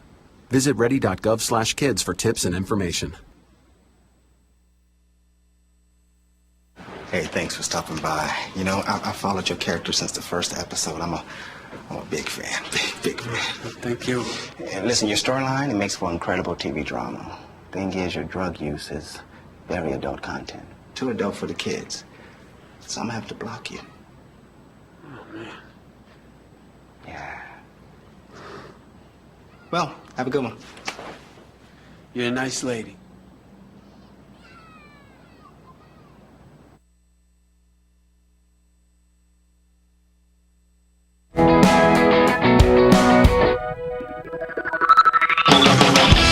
Seen on Free Speech TV and online on TawkrTV. This is the Bill Press Show. About 33 minutes after the hour now here on a Monday morning, January 6th. Weather's a big story around most of the country today, and the big news up in New York City was, of course, Mayor de Blasio sworn in on one day, and the snowstorm hit New York City the next day, and everybody's wondering, is de Blasio ready? Is he going to be prepared for this? Does he have the snowplows out and about? How did they do? Every New Yorker should be grateful when you hear this. 100% of primary roads have been plowed. 92% of secondary roads, 93% of tertiary roads. So that's an extraordinary level of performance under tough conditions. I think that's pretty good. I think 100% for any mayor, no matter how long he's been there, is something you can brag about. And he certainly did a hell of a lot better than Mayor Bloomberg did on the first snowstorm in his term of office when he was caught in Bermuda. Yeah. Oops, not on the job. So good for Bill de Blasio up in New York. Congress. Senate comes back today at 2 o'clock. The House comes back tomorrow. President Obama says one of the first things on their, well, not one of, the first thing on their agenda should be extending unemployment insurance benefits, which expired. Here's the president. So when Congress comes back to work this week, their first order of business should be making this right. Right now, a bipartisan group in Congress is working on a 3-month extension of unemployment insurance. And if they pass it, I will sign it. There it is. Dave Jamieson covers labor-related issues for the Huffington Post. Good friend of the program, joins us in studio again this morning. Dave, nice to see you. Happy New Year. Happy New Year, Bill. Thanks for coming in. So that's what the president says, number one priority. Is it going to happen? Probably not. It's really not.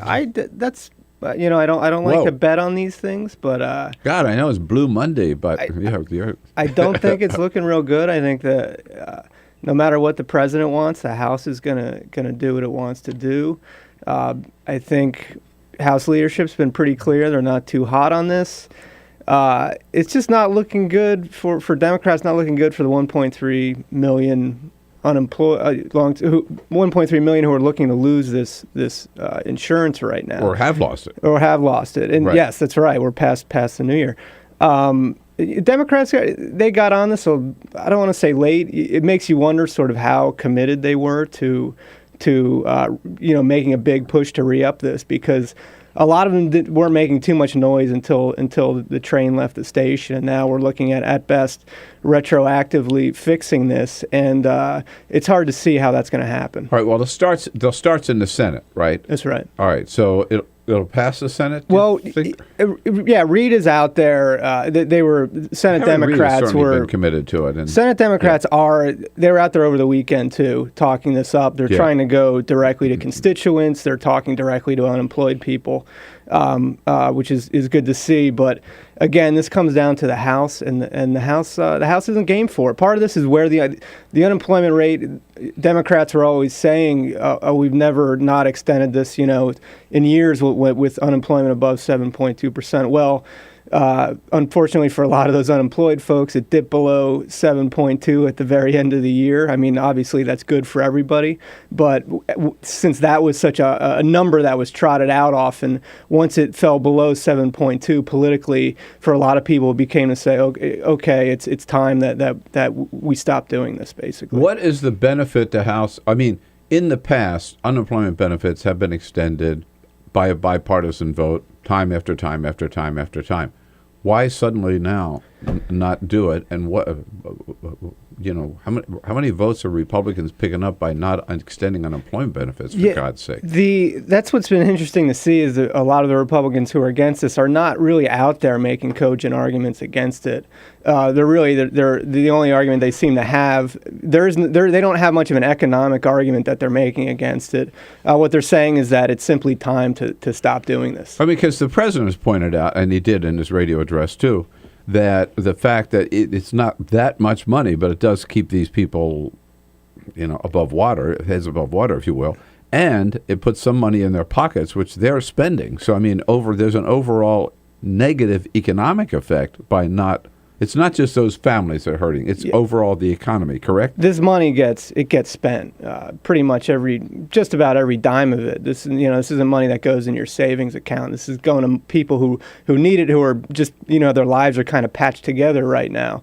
So there's obvious economic benefits. That money, it goes out to these people, but it immediately gets pumped into local economies. And this is different from a lot of our social safety net stuff in that this isn't necessarily a program that's geared towards the poor. A lot of this is in large part a middle class program, right? Because these are people who've been in long-term jobs. You need to show this commitment to employment, past employment, and that you're trying now in order to get these benefits. So these are people from all walks of life and largely middle class Americans who are using this money and depending on it.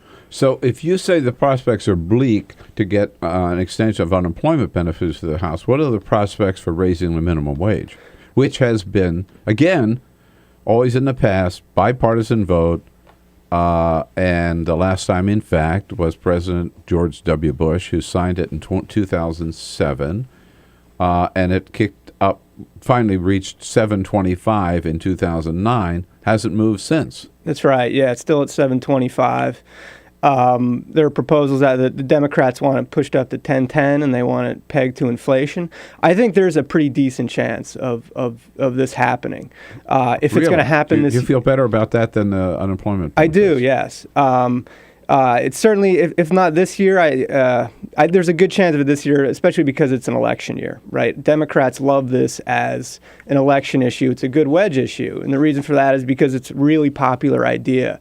People across the political spectrum, if you're outside of the Beltway, that is, off of Capitol Hill, people like this idea, including Republicans. By the way, that is the real world. That's right. We do not live. That's what I hear. Yeah, we do not live in the real world right here. That's right. This town. This town, and especially right here on Capitol Hill. So we have to remind ourselves of that. That's right. I try. The poll that I saw, most recent I saw, 57% of Republicans support raising the minimum wage. Yeah, that's typical. Half or more than half of Republicans in these polls usually do it. And it's two-thirds generally. Two-thirds of the public in almost all these polls like the idea of it. So we're seeing a lot of movement on that, and a lot of this is driven and this, to get back to the election, why Democrats love this. It's a non-presidential election year. We want to drive turnout. You want to get unions excited about something. because unions run a lot of the ground game for Democrats. And unions love the minimum wage issue. They want higher minimum wages. So around the country, in cities, counties, states, whatever, they're trying to get this on the ballot because it gets a lot of voters excited. It gets progressives fired up. They come out, they vote. So that's part of the tactic now, is to use minimum wage in the election, and it always benefits Democrats when Republicans are hemming and hawing about raising this. Inevitably, it gets raised. That's what happens over time. It's just a matter of when and do they want this going into the election. The 13 states in 2013 raised the minimum wage, and I think there are now some 21 states that have a minimum wage higher, a state minimum wage higher than the federal level. So it's something that's happening not just here in Washington. More and more states are doing that because Washington isn't doing what a lot of people on the local level think should be done. And you see cities with now CTAC out in Washington, $15. You're talking double the federal minimum wage. People think the federal minimum wage is just too low. Well, help me out here. So why is the federal minimum wage important then? Is it just for federal employees or federal contractors? The federal minimum wage is the minimum wage that is in effect wherever the state minimum wage isn't higher. So in all those states that don't have their own higher minimum wage, it's $7.25. Got it. And unsurprisingly, a lot of those states where it defaults to the federal minimum wage, they're in the South. They're in places where there's high poverty, where the employment rate isn't great. But of course, where the cost of living is also lower. Right. But you tend to see in more bluer states that they're going to have their own minimum wage and that it's going to be higher than the federal one. Back to what you talk about, the election or political benefits of this as an issue. I think you're right that Democrats, it's a good issue for Democrats. It's a popular issue among Democrats and Republicans. Pick up very high among independents, by the way, right? So the best way, it seems to me, for Republicans to prevent Democrats taking advantage of this issue is for Republicans to support the minimum wage.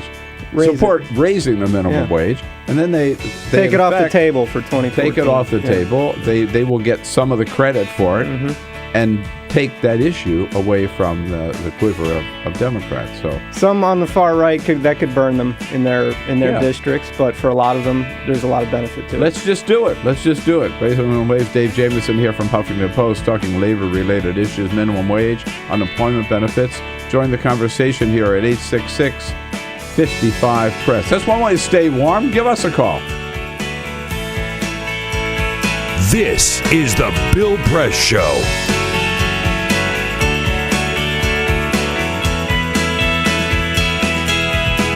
This is my computer. This is your computer. Let's go on the internet. Let's go. Click it. Yes. Okay. I cursor in between the R and the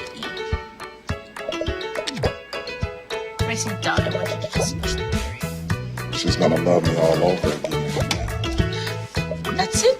Jamaica, here you go. Here we go. Good job. Thank you.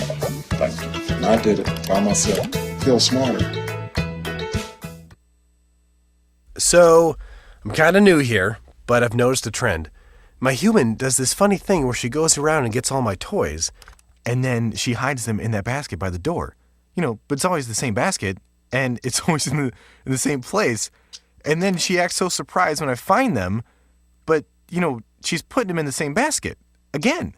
It's like, hello? That's where you put it last time. You were the worst at hide and go seek.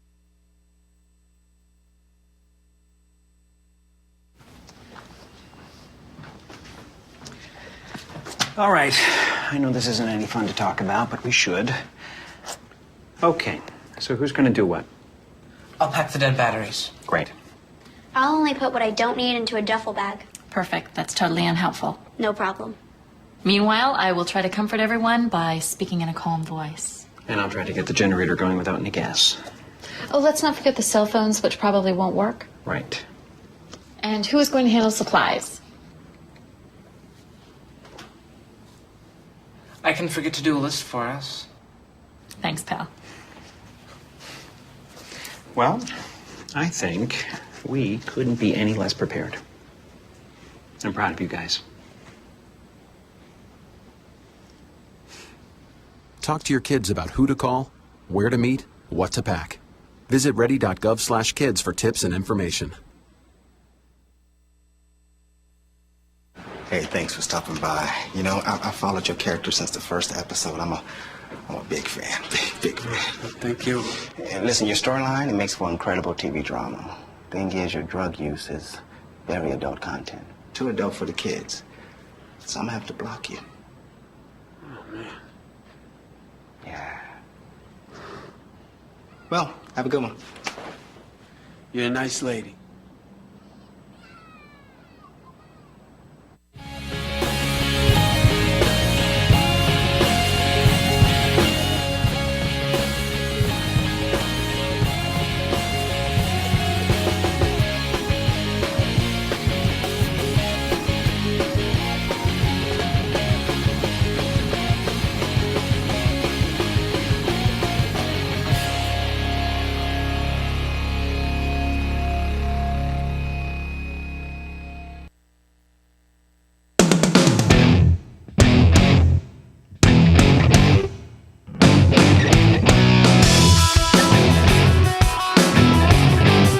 On your radio, on TV, and online. This is The Bill Press Show. 13 minutes before the top of the hour now here on this Monday edition of the Bill Press Show. Dylan Byers covers the media for Politico, joins us at the top of the next hour. Right now, Dave Jamieson's in studio with us from the great Huffington Post, HuffingtonPost.com. Talking about, it's interesting, well, we're talking about labor-related issues, minimum wage, unemployment insurance.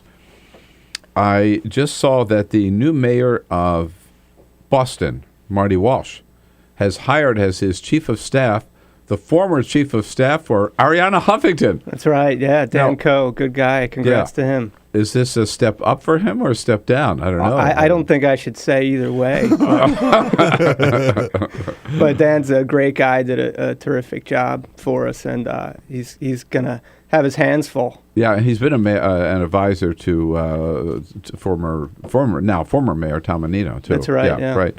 So, but Marty Walsh ran for mayor. One of the issues he talked about was income inequality. Bill de Blasio, the new mayor of New York, certainly made that the centerpiece of his campaign. And Harry Reid has said that one of the things that the Senate ought to address is income inequality. In fact, I read a story this morning that Harry Reid told the Democratic caucus that just before the break, that when we come back, one of the things we have to focus on is income inequality. And Bernie Sanders stood up and said, "We've got a strong ally on our side," talking about that, the Pope. To which Dick Reardon said, "As a Catholic, I appreciate the fact that you, as a Jew, are citing the Pope to be on our side."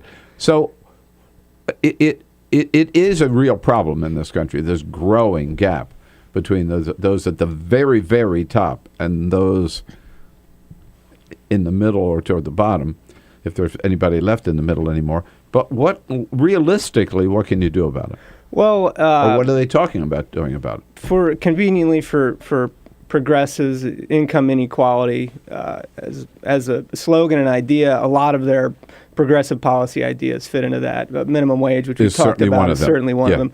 But you're also talking about stuff like investment in early education for children. Which is what de Blasio, that's his articulation that's of it, right. if you will. Right. You're talking about public investment in jobs programs, which Obama has been stumping for a while now.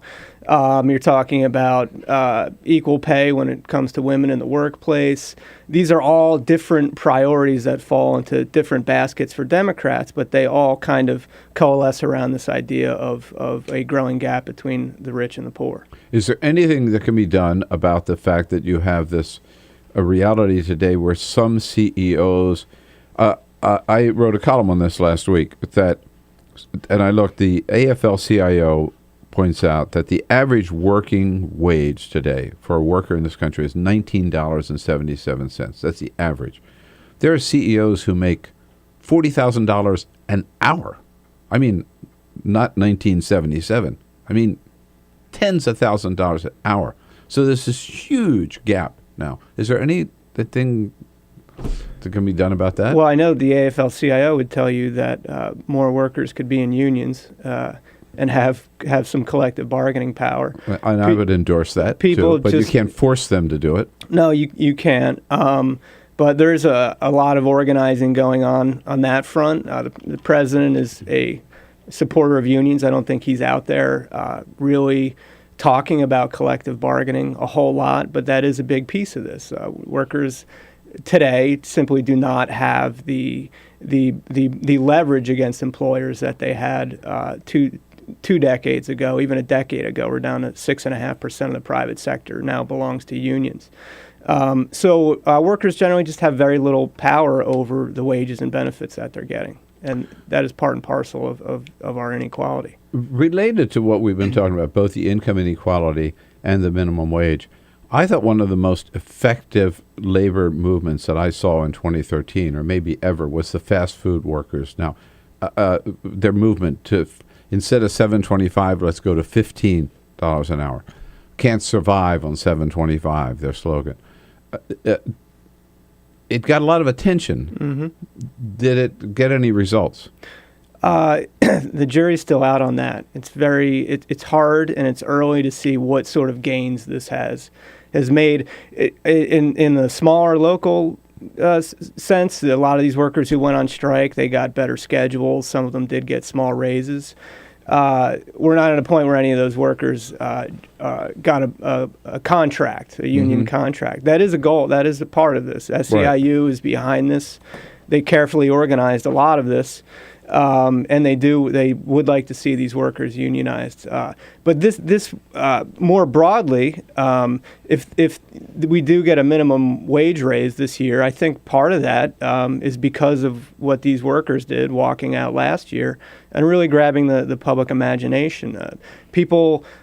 Most middle-class people don't give a lot of thought to what it's like earning $7.25 an hour. Most people probably don't know what the minimum wage is. Sure, right. But these strikes really grabbed people by the collar and made them think about what it's like. Were there any companies or any cities that said, okay, fast food workers from now on, you're going to get 15? No, not that I know of. But there are cities that have done that. SeaTac did it. Mm-hmm. Seattle is right. Seattle, right there with SeaTac, is now that's proposed to go to $15. Someone just won a council seat running on that. Mm-hmm. So in that sense, whereas maybe McDonald's didn't say, okay, everybody, it's time you get $15 an hour. A lot of these cities are saying, okay, maybe it is time you get $15 an hour. Well, I want to make a pledge right here and now that I am not going to walk into another McDonald's until they pay their workers $15 an hour. I'm going to hold you to that, Bill. I'm going to be Pennsylvania Avenue. I'm going to be watching that place. And even then, I might not walk into a McDonald's, but but I'm more likely to. Dave Jamieson, good to see you, my friend. Thank you. Here, Bill. Happy New Year again. When we come back, I'll tell you, President Obama, he's back in town. That long vacation is over. He won't be playing golf today. I'll tell you what he will be up to. Seen on Free Speech TV and online on TawkrTV. This is the Bill Press Show.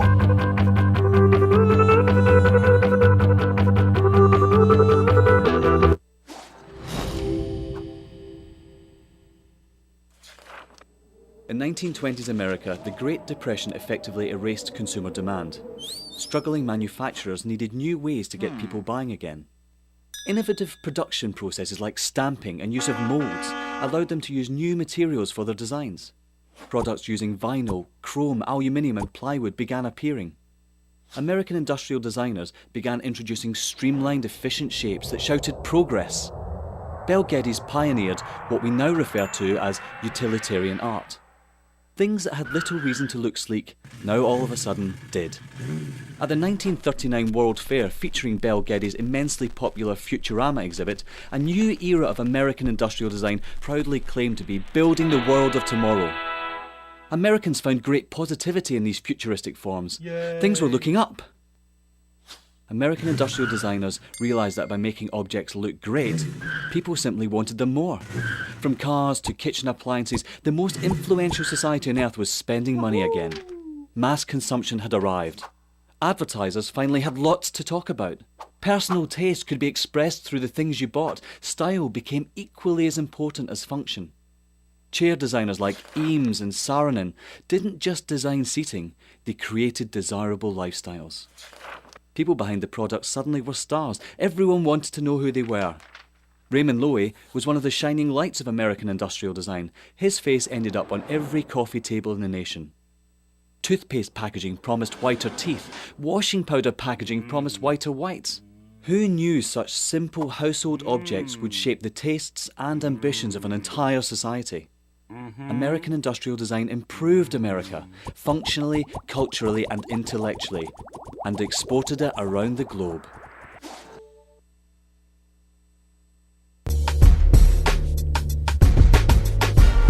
Hey, good morning, everybody. Don't forget, I know you've enjoyed the first 2 hours here of the Bill Press Show. Hour number 3 coming up. And we're going to lose you on Free Speech TV. So you got an option. Move over to the video stream. TawkrTV, youtube.com/TawkrTV.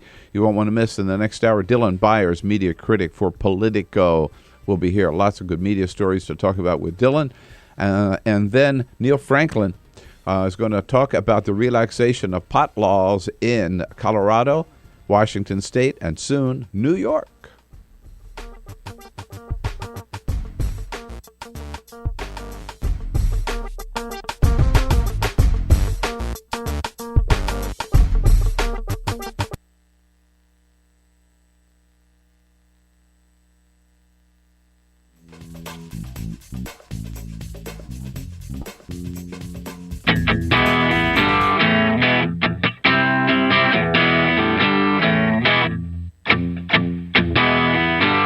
This is the Bill Press Show.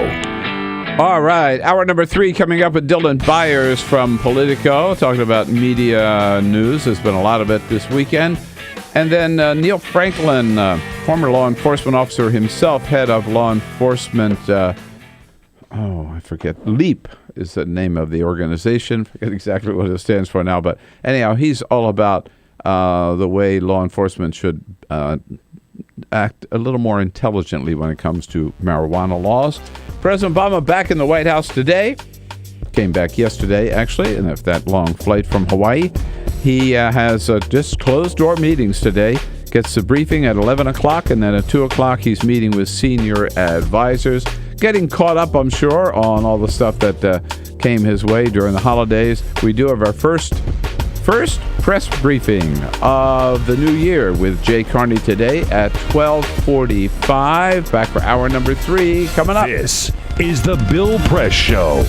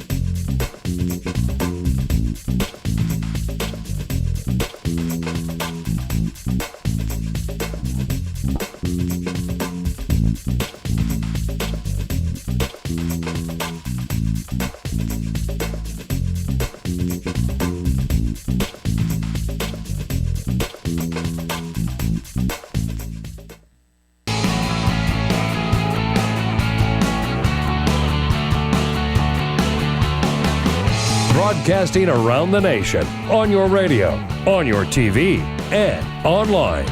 This is the Bill Press Show. Baby, it's cold outside. I don't have to tell you. Here in Washington, D.C., it's a disgusting 46 degrees positive. But boy, in the rest of the country getting hammered, sub-zero temperatures, part of the polar vortex. Hope you are surviving. Stay inside, stay warm.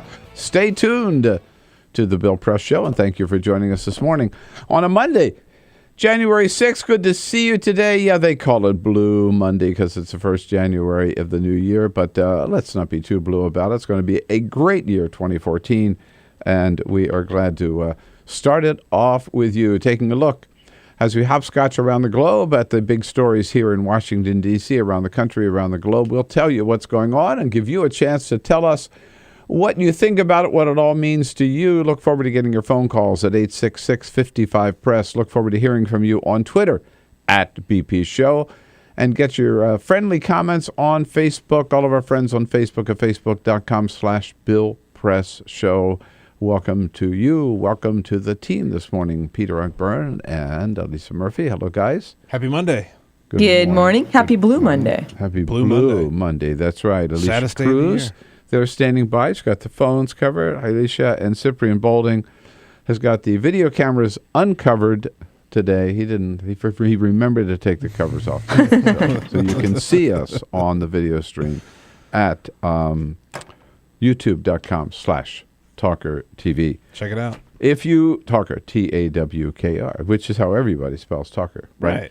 If you were smart, you stayed inside to watch the 49ers-Packers game yesterday. 80,000 people were not smart. Went to the stadium where the game started at -5. I don't know what it ended up with the wind chill factor. It started out at 5, but with once you factor in the wind chill, it got to be almost like -20. -20, right. Come on, guys. But the 49ers, who you would think, coming from San Francisco, had a little harder time with that weather. They managed to hold up, and it all came down to one field goal at the very end of the game. Phil Dawson at the 33-yard line.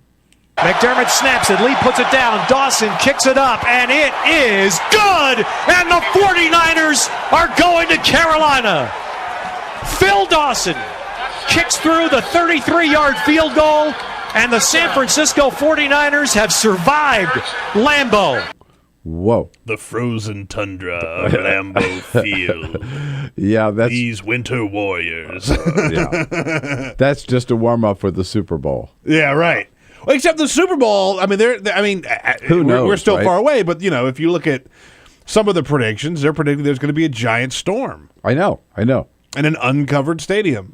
Imagine the cold and the possible snow or rain, just slop. It's football. Yeah. All right. Sure. We'll start off the hour with Dylan Byers talking media news. Dylan Byers from Politico. And then Officer Neil Franklin from Law Enforcement Against Prohibition will be in studio to talk about what we ought to be doing from a law enforcement point of view about pot laws, drug laws in general in this country. But first, Peter's got the big stories. This is the Full Court Press. Yes, indeed. 3 sports stories with very, very different twists. Let's start in Sun City, West Arizona, where Ted Weschler hit a hole-in-one in the middle of a golf round. It was a 142-yard hole. He hit a 6-iron, knocked it in on the 14th hole, and then they got to the 17th hole in the same round. His wife hit a hole-in-one 3 holes later. No. Oh, gosh, really? The odds of having that happen are 17 million to 1. I hate them both. Right? Well, it was their first, for both of them, it was their first hole-in-one. So okay. at least, all right. They didn't double up on. I thought you were going to tell me he hit 2 in one round, and I was just going to say, come on. All right. Collectively, they hit 2. Good for them. Dennis Rodman has put together his team of basketball players to go to North Korea. It's a, quote, all-star team of Kenny Anderson, Cliff Robinson, Vin Baker, Doug Christie, and a couple of old washed-up players, including some street ballers. Dennis Rodman says this is a birthday present for Kim Jong-un. And quoting Rodman here says, "The Marshal is actually trying to change this country in a great way, and we just wanted to give back to him." By the way, I heard that he invited Barack Obama to join the team, too, and Obama turned him down. He's got a good game, apparently, but no, I don't think he's going to go to that. And tonight is the BCS National Championship game, number 1, FSU, Florida State versus Auburn. Game is at 8:30 tonight, live from Pasadena, California. By the way, it will not be minus 5 degrees in Pasadena. It's going to be quite lovely, I understand. Yes. Yeah, and you can watch that on TV tonight at 8:30. So we'll have the results of that tomorrow morning. All right, on the media front, lots going on this weekend. On top of it all, here's a man. He used to live in Washington, D.C. He used to live on Capitol Hill. He used to come in the studio. We remember those days. Dylan Byers joins us on our news line this morning. Good morning, Dylan. Good morning. Far too cold.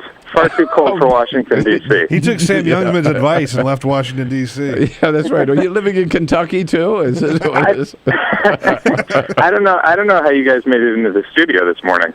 Oh, no, that's right. It was 46 degrees. Oh, burr. I don't know how we did it. It's an Arctic chill. Check with us later today. It's supposed to get colder. Dylan, good to have you with us. I'm sure you were tuned over the weekend. Saturday, Melissa Harris Perry, she got in a little hot water over comments she made about Mitt Romney's family, particularly the newest family member. On Saturday, she went up front and said, "Mitt, I'm sorry." So without reservation or qualification, I apologize to the Romney family. Adults who enter into public life implicitly consent to having less privacy, but their families, and especially their children, should not be treated callously or thoughtlessly. I broke the ground rule that families are off limits, and for that I am sorry. And Mitt Romney yesterday on Fox News Sunday accepted her apology. Did we make too much of this, Dylan, or did she really step over the line? I would say the answer to the questions are yes and yes. So to start, I think that we have far too much of we have like a 24/7 partisan media watchdog organizations on both sides that are just waiting to jump on any misstep, on any foul play whatsoever. And full intent, it becomes to the point where it becomes very hard to just have a sort of normal, casual, interesting conversation on cable news where you might say something that maybe you didn't mean, that maybe was a little untoward, and you have to start kind of shoring up your arguments and getting really careful about what you say. At the same time, I think Melissa Harris Perry would be the first person to admit, as she did, that it is a little unfair to go after someone's family, and it is a little unfair to attack the Romney family for, even inadvertently attack them for adopting a black grandchild. And I think her apology was sincere and heartfelt, and as you said, Romney accepted it on Fox News on Sunday. So I hope we can move on. Yeah, I was thinking about it. It was certainly in bad taste what you did. I don't think it was intended to be mean and vicious or racist in any way, but certainly not coming from her. If we went back in the 6 years that I was on Crossfire, right? I'm sure there were things said in those days by Pat Buchanan or Bob Novak or me, right?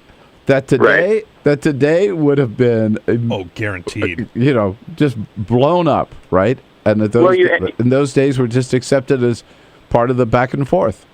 Absolutely, but you have to think about the different environment that we live in now, which is someone says, and again, think, a lot more people were probably watching Crossfire back at that time than are watching Melissa Harris Perry's show on the weekend. It's a small amount, but you have these conservative groups in place who wait, watch, see what she says, blow it up, amplify it, send it out to, the media reporters and bloggers such as myself to notify them of it, get Scott Brown and Sarah Palin to weigh in, and next thing you know, it becomes a sort of firestorm and something that MSNBC has to address. Oh, tell me about it. It's like once a week I find one of those right-wing blogs putting out something that I've said in the morning that I might even forgotten I said, right?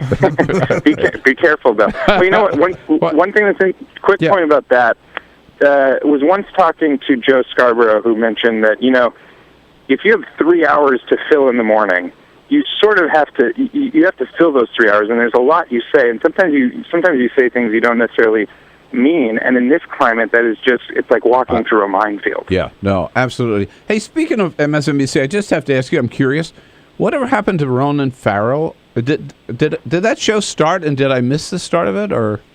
No, it's on the way. Oh. It's about to happen. It's a working production, is that it? It's going to be happening very soon, and of course there was a big magazine piece about him recently. He's sort of going to be the talk of the town, I think in the weeks and months ahead, and it'll be interesting to see if he can actually pull this off. At the age of 26, he's pulled off a hell of a lot in his career so far. It'll be interesting to see if he can handle being a television host as well. Certainly been a low profile so far, anyhow. But, well, okay. Well, I was curious. I just didn't know whether I missed it or not. David Brooks got, speaking of the print media, got in a little hot water over a column he wrote about pot, Dylan, and you've written about that. Tell us about it. Right, so he came out and said, I believe the name of the column was Weed, Been There, Done That, which is essentially saying, here were my experiences smoking pot when I was in high school. I had fun, I enjoyed it.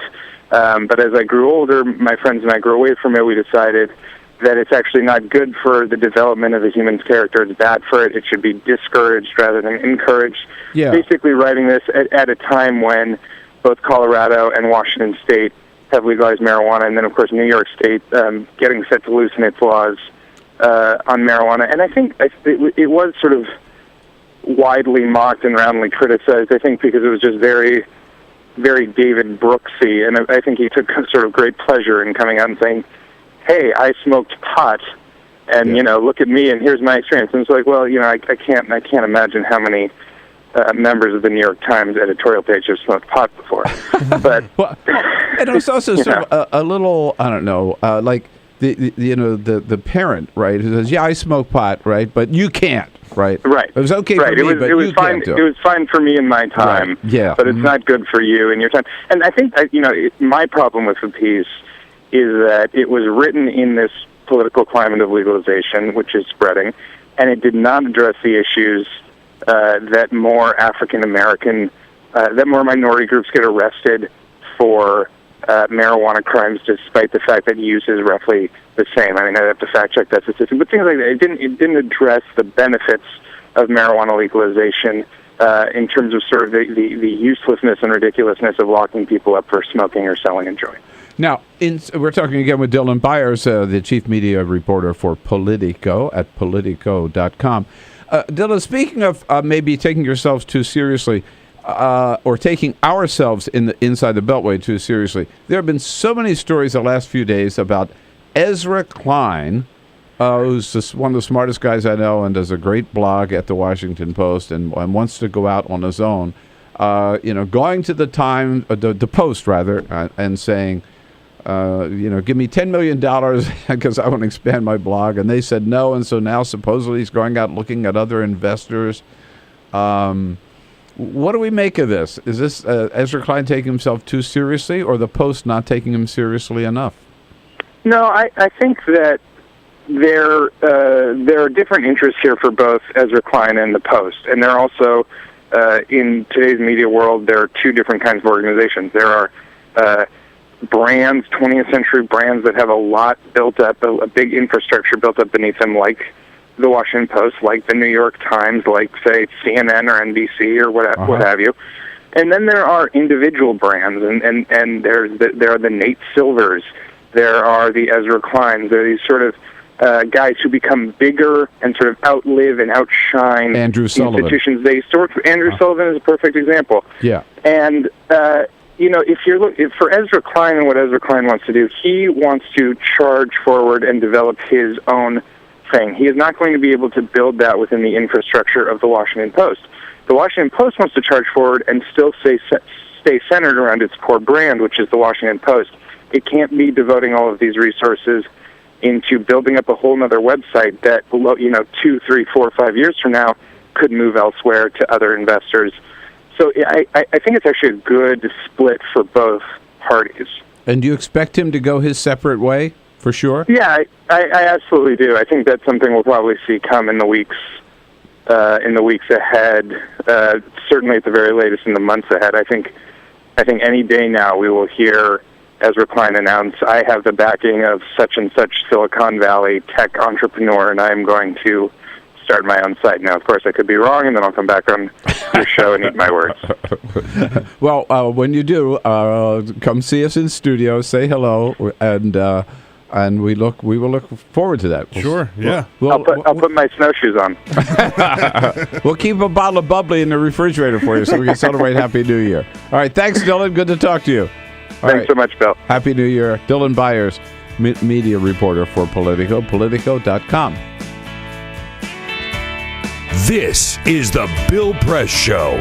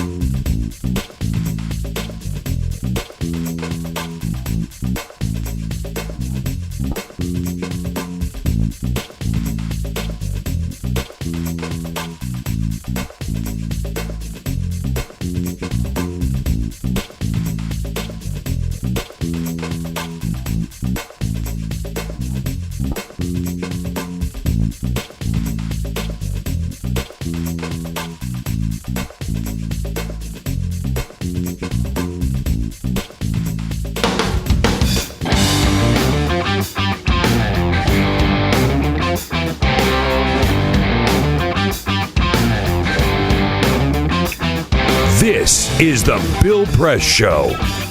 All right, here we go. Law enforcement, will they be taking a different look about our drug laws based on what we've seen now in Colorado and Washington State, and what is bound to happen in other states are already considering it? Officer Neil Franklin joins us in studio in the next half hour. Now, you've heard me say for a long time that I think Glenn Beck is full of, you know what I mean, and should not be taken seriously. You might say the same thing about Rush Limbaugh as well, and others, Mark Levin and Michael Savage. Where do we start? Where do we end? But certainly with Glenn Beck, I could never understand. I mean, when he was on Fox News and he used to put that blackboard up and everything, and he'd write the gobbledygook, and it didn't make any sense at all. Remember those days? But people just believed him. You know, they just swallowed hook, line, and sinker this crap that Glenn Beck would throw out there, which was always wrong to start with and proven wrong.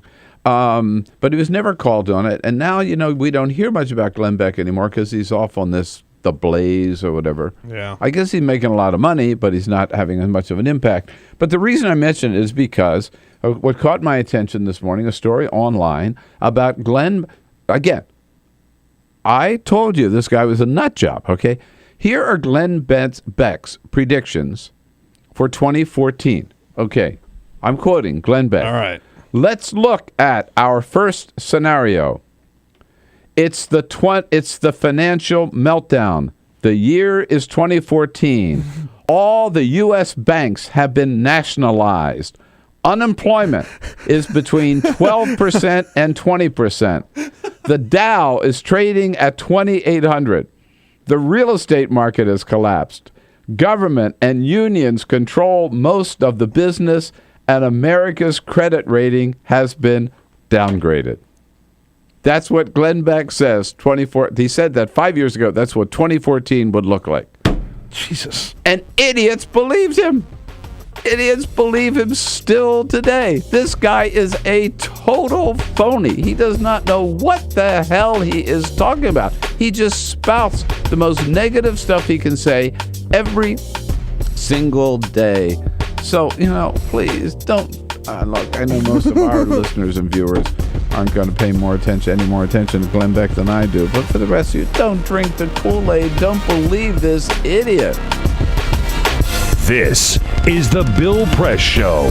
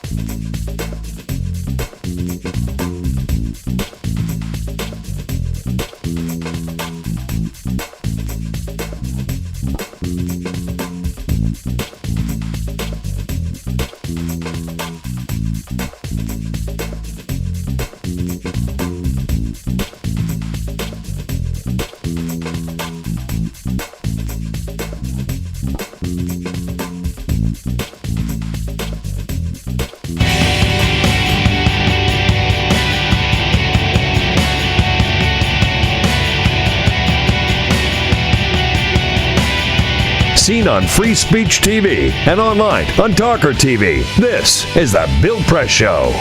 About 33 minutes after the hour. Happy Monday, January 6th. Good to see you today, and welcome back to the program here.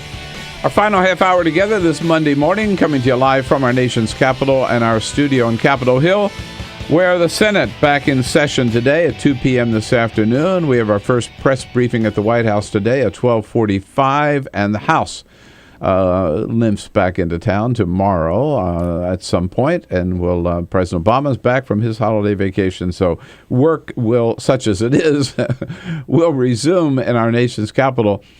One thing certainly that people will be talking about, not sure there's any legislation on this, is what's happening with marijuana laws around the country. One organization that has been fighting for a long time to take another look at our ban on all illegal drugs, including marijuana, is LEAP, or Law Enforcement Against Prohibition. Their executive director, Neil Franklin, former major of the Maryland State Police and former police officer, director of training, I guess, up in the city of Baltimore. Yeah, correct? I was there for 4 years. Yeah. Officer Neil Franklin joining us back in studio this morning. Hi, Neil. Nice to see you. Happy New Year. It's a pleasure to be back. Happy New Year to you. Thank you. This is something you've been in studio before. We talked about this, the possibility of some change in our marijuana laws. And since you've been here, there have been a big change, particularly in Colorado and the state of Washington. Yeah. Did Colorado do the right thing? And absolutely. Yeah. Hey, let me say something. How's it going? It's not a happy New Year for everybody. It's not a happy New Year for our gangs and the cartel who are operating in Colorado. I can tell you that right now. Yeah. They are not thrilled. You know, I why? heard, because this puts them out of business? Well, think about this. I heard that during the first day that they opened up the stores, they estimate probably about $1 million in retail sales for marijuana. That's $1 million that our gangs and organized crime do not get. That's $1 million that the drug dealers on the corners do not get. And what's the tax on that? I think it's somewhere around 25% in Colorado. Is that it? What's that? Someone do the math on that. So $1 million, 25, $250,000, right? There or you $250 million. Now what's that? $250,000. $250,000, and what's that in a year? That's probably about $90 million, if I'm somewhere around that, I would think, right? Yeah. That's a lot of money, you know, in 1 year, and we're just talking about a handful of stores that have been open so far. And there's more. You know, there were many licenses, a limited number of licenses that will be handed out, but again, it's not a happy day for criminals selling marijuana in Colorado, and that's what we need to do across the country. And Washington State, I don't know, they kick us 6 weeks from now, I think they'll begin their legal sales. About a month from now, a little more, they'll be opening up also. Now, when we talk about this, it almost seems like easy. Okay, one day they vote to make recreational use of marijuana legal, and then the next day the stores open up. It's not that easy, is it? No, it's not. And one, so like, where are you going to sell it? How much you're going to charge? But also, law enforcement has a role then. How are you going to deal with it, right? And law enforcement still has a critical role here. They will still have a role in dealing with people who are selling outside of the regulated market. Right. Okay. They'll still have a role in dealing with those people who buy outside of a regulated market. Yeah. They'll still have a role in making sure that marijuana stays out of the hands of our young people, out of the hands of our kids. You know, they still have a role in making sure that, you know, there's, and don't get me wrong, you know, this is new. So people are excited, they're celebrating, they're out smoking in public. Law enforcement will have a role there in issuing tickets for those who want to smoke in public in those places where they're not supposed to. I just want to say something, you know. And driving, too, and, I guess. Oh, absolutely. Actually, that doesn't change, but actually one thing does change, because now law enforcement will have more resources to direct towards traffic enforcement for those who are driving under the influence of marijuana or prescription drugs or anything else. So that is still there. But I do want to say something. You know, I've been thinking about something. And I was talking to my wife the other day about, it's been a long time since I've actually smelled the odor of burning tobacco when I'm out and about. And that's what's going to happen with marijuana eventually as we make it, of course, we'll do the education and that piece and so on, socially unacceptable, as we've done with tobacco products. You can't smoke in here. You can't smoke within 25 feet or 50 feet of the front door, know, and you make it socially unacceptable. And the same thing happened with marijuana, and people will then enjoy it in the comfort of their homes and other places. It is. I hadn't thought about that. It's been a long time. I was just thinking that since I've actually smelled someone else's cigarette smoke. It's true. And it's totally true. Absolutely. It's totally true. And it was a time when it was you were surrounded by it everywhere you went. Yeah. Right. Now get this. Now, in cigarettes, nicotine, tobacco is far more addictive than what marijuana ever has been, ever will be. Right. Yeah. But I just hadn't thought about that. So So what do you hear among? So we now have Colorado and Washington State. What do you hear? What do you see across the landscape about other states? Oh my God, good stuff. Even in states like Maryland, my home state, as we are working with our policymakers, our legislators, to move forward. You see, because it affects so many different areas and places. It's a jobs program. It obviously, as we just mentioned, it brings money into the state's tax dollars. Right. What do you mean say a jobs program? A jobs program. I guess growing, distributing, absolutely, selling, all of that, right? Absolutely. Just like our alcohol industry, it's a three-prong approach. You've got cultivation or manufacturing, you've got distribution network, and then you've got retail sales. And that's hundreds, if not thousands, of jobs. That's putting people back to work. And we've only been talking about the direct costs, how much in taxes we're bringing in and so on. But we're not talking about those people who will now be employed, not just the taxes that they'll be paying, income taxes, but you know what? They're buying cars, they're going to be buying homes, they're going to be shopping at the local stores on Main Street and every place else. There's a lot of indirect benefits to us moving forward and out and away from the prohibition of marijuana. It's really going to be, and don't get me wrong, there's always downsides to everything. But by far, when you weigh the two on a scale, the benefits for us making this historical change are monumental in so many different aspects. And as other people have pointed out too, there's an economic benefit from the tourism that especially for those states that are first. Right. And that's why some of our legislators are thinking, we may not want to be state number 38 or state number 45, moving forward on this. Maybe we should be in that group of the first 10 or 15. Is there legislation in Maryland? Has it gotten that far yet? We are going to be introducing legislation during this session. Yeah, and we're going to have bipartisan support in this too, from both sides of the aisle, which is very important. They understand the benefits of this. And I point out one other thing, which I've been communicating to our legislators since January 1st. And everyone's seen the pictures of the long lines in Colorado, hundreds, if not thousands of people. Oh, yeah. How many kids did you see standing in line? Right. None. Yeah. Not a one. That's what we're talking about. This is the most effective way in keeping marijuana out of the hands of our young people. What?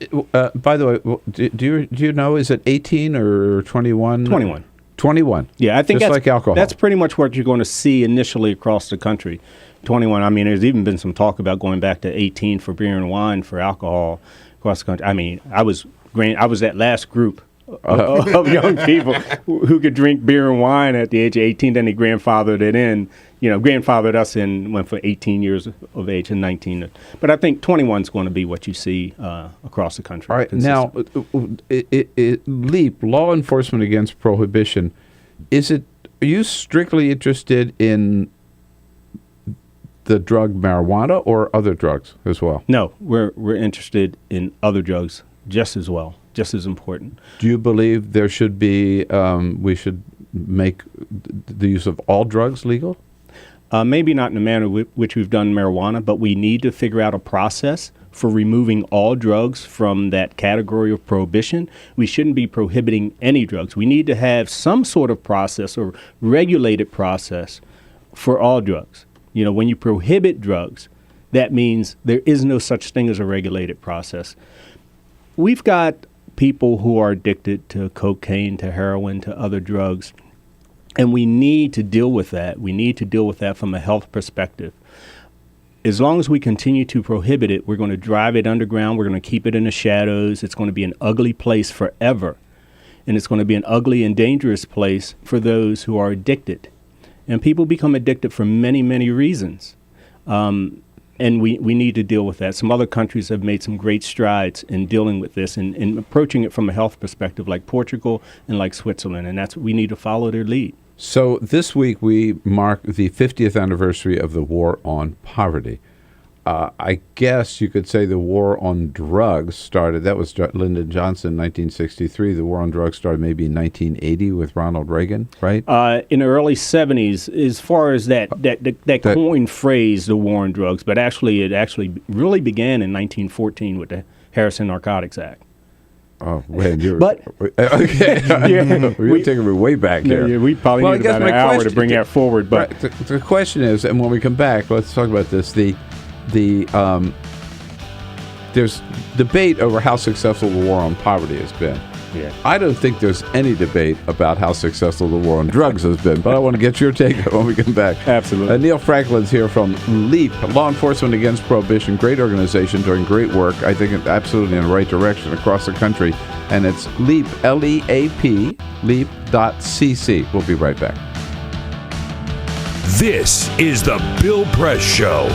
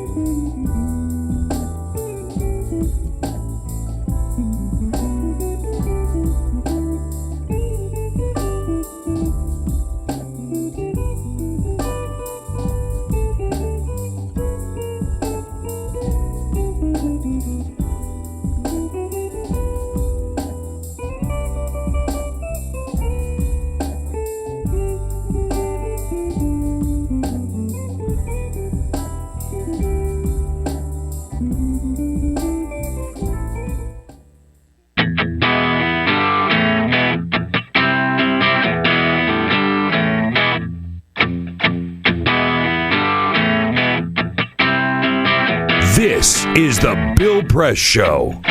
12 minutes before the top of the hour. So didn't we learn anything from prohibition? Well, the good people of LEAP hope we did. Law enforcement against prohibition and suggesting we should apply those lessons now to the war on drugs, which really, and Neil Franklin, who's executive director of LEAP, here in studio with us. Neil, the war on drugs has been a bust, hasn't it? Let me tell you something. It's not just a failed policy. It was dead on arrival. It never worked. All that money. You cannot calculate worked. how much money we've spent on this either, right? Oh, my God. Well, we know that it's probably somewhere between $1.5 and $2 trillion since Richard Nixon launched the so-called war on drugs. And what do we get for it, right? And all these people saying, I went back, I was looking yesterday, it's like Bill Bennett, who was one of the drug czar. Remember we used to the drug czar. I don't even know the name of the drug czar today. I guess we have one. It's Gil Kurlikowski. He's still in the seat right now. The idea we even have somebody still in that job. But, Bill Bennett said, and we're going to eliminate, right, the use of illegal drugs by 5 years or something like that. But I have to hand it, I give props when they're due. Okay. To our current drug czar, Gil Kurlikowski. He's definitely moving it from that place of, almost 100% prohibition. He understands and he recognizes that it has to be a health-centered approach. He's making that shift. Now, he's still got a long way to go, but he's the first one to do this. He's the only one to do this. So I give him his props, and he's in a tough spot. Well, good for him. And he's working for a president who admits that he once consumed. Right? Absolutely. Has quite a few. Has a little different approach. When he's asked whether or not he inhaled, he goes, that was the point. Exactly. Yeah. So there's movement in some other areas. There's a lot of talk today, a lot of people excited about New York State. Headline, relaxing their marijuana laws. I looked at what they're doing. It's nothing, right? Right. It's only medical marijuana and a little bit. Yeah. In New York State, I think many people know that since the 1970s, they have had decriminalization of marijuana, laws. Right. Meaning that if you're caught possessing a small amount for personal use, that you're not criminally charged or prosecuted, only if it's openly displayed or openly burning. But yet, the NYPD managed somehow in 2010 and 2011, each of those years arresting about 50,000 citizens for possessing marijuana. And they had some little tricks that they were playing along the line there. But it goes to show you that even laws of decriminalization designed for keeping people out of prison and from being criminally charged can even be manipulated to where you can still charge people criminally. Right. So decriminalization is not the way to go. It is legalization, regulation, and control. Yeah, I think you've got a good long talk with Governor Andrew Cuomo up in New York. Meanwhile, Uruguay, is this the first country to legalize? The first country to legalize. Of all countries. Why Uruguay? What's here's what I like. Well, Uruguay's been watching us. They've been watching what's going on here, obviously, in Washington State and Colorado.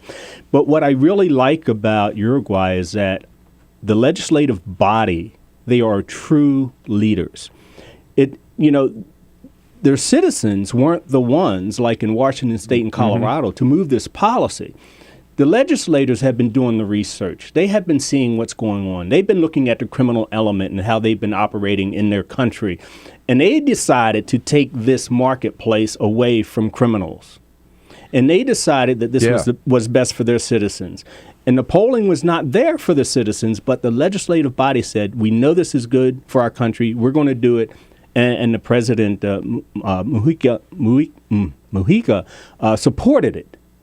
And they passed it, and he signed it in the legislature. That's leadership. Yeah, which we don't see too often from our own politicians. So that's what I like about it. What other countries? Any other countries now that Not yet, but I think you're going to see maybe a couple more in Central America begin to move. There's something else that we also noticed. That an important piece here is a treaty among the United Nations, the states who make up the United Nations, regarding drug policy and drug prohibition. We, the United States, started that business of drug prohibition on a global scale. Okay, and now there's a UN treaty where all these countries agree.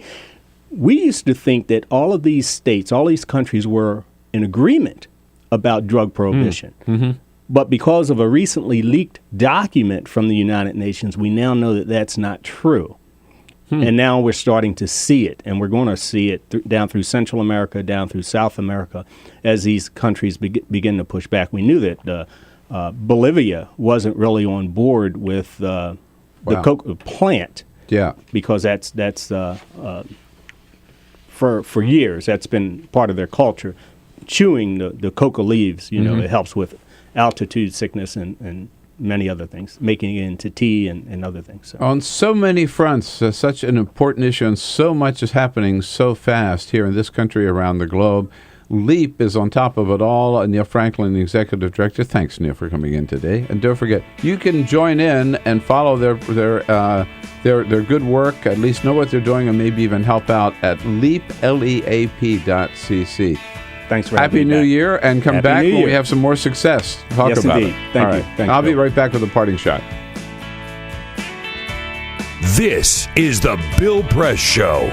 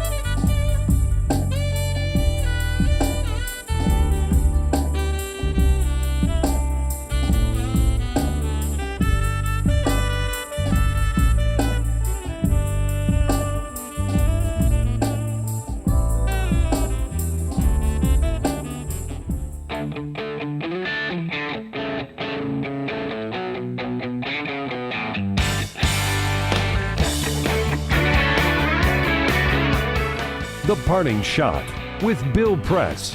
This is the Bill Press Show. Yes, as we talked earlier, we mark an important milestone this week, the 50th anniversary of the War on Poverty, declared by President Lyndon Johnson back in 1963 when 19% of Americans were living below the poverty level. Today, it's 15%. which drives some Republicans like Marco Rubio, for example, to say that the war on poverty has been a failure. Therefore, we have to cut programs like food stamps and unemployment benefits. Oh, no. He's dead wrong. True. The fact that 15% of Americans still live in poverty is a national disgrace. But without food stamps, unemployment benefits, the unearned income tax credit, and other such social safety net programs, the number of Americans mired in poverty today would be much, much higher. We don't have to cut back on the social safety net. We have to expand and increase those programs. In other words, you know what we need to do this week? We need to launch a war on poverty phase 2. And let's get serious about it. Have a great Monday, folks. Come back and see us again tomorrow. This is the Bill right Press here. Show. Have a good one.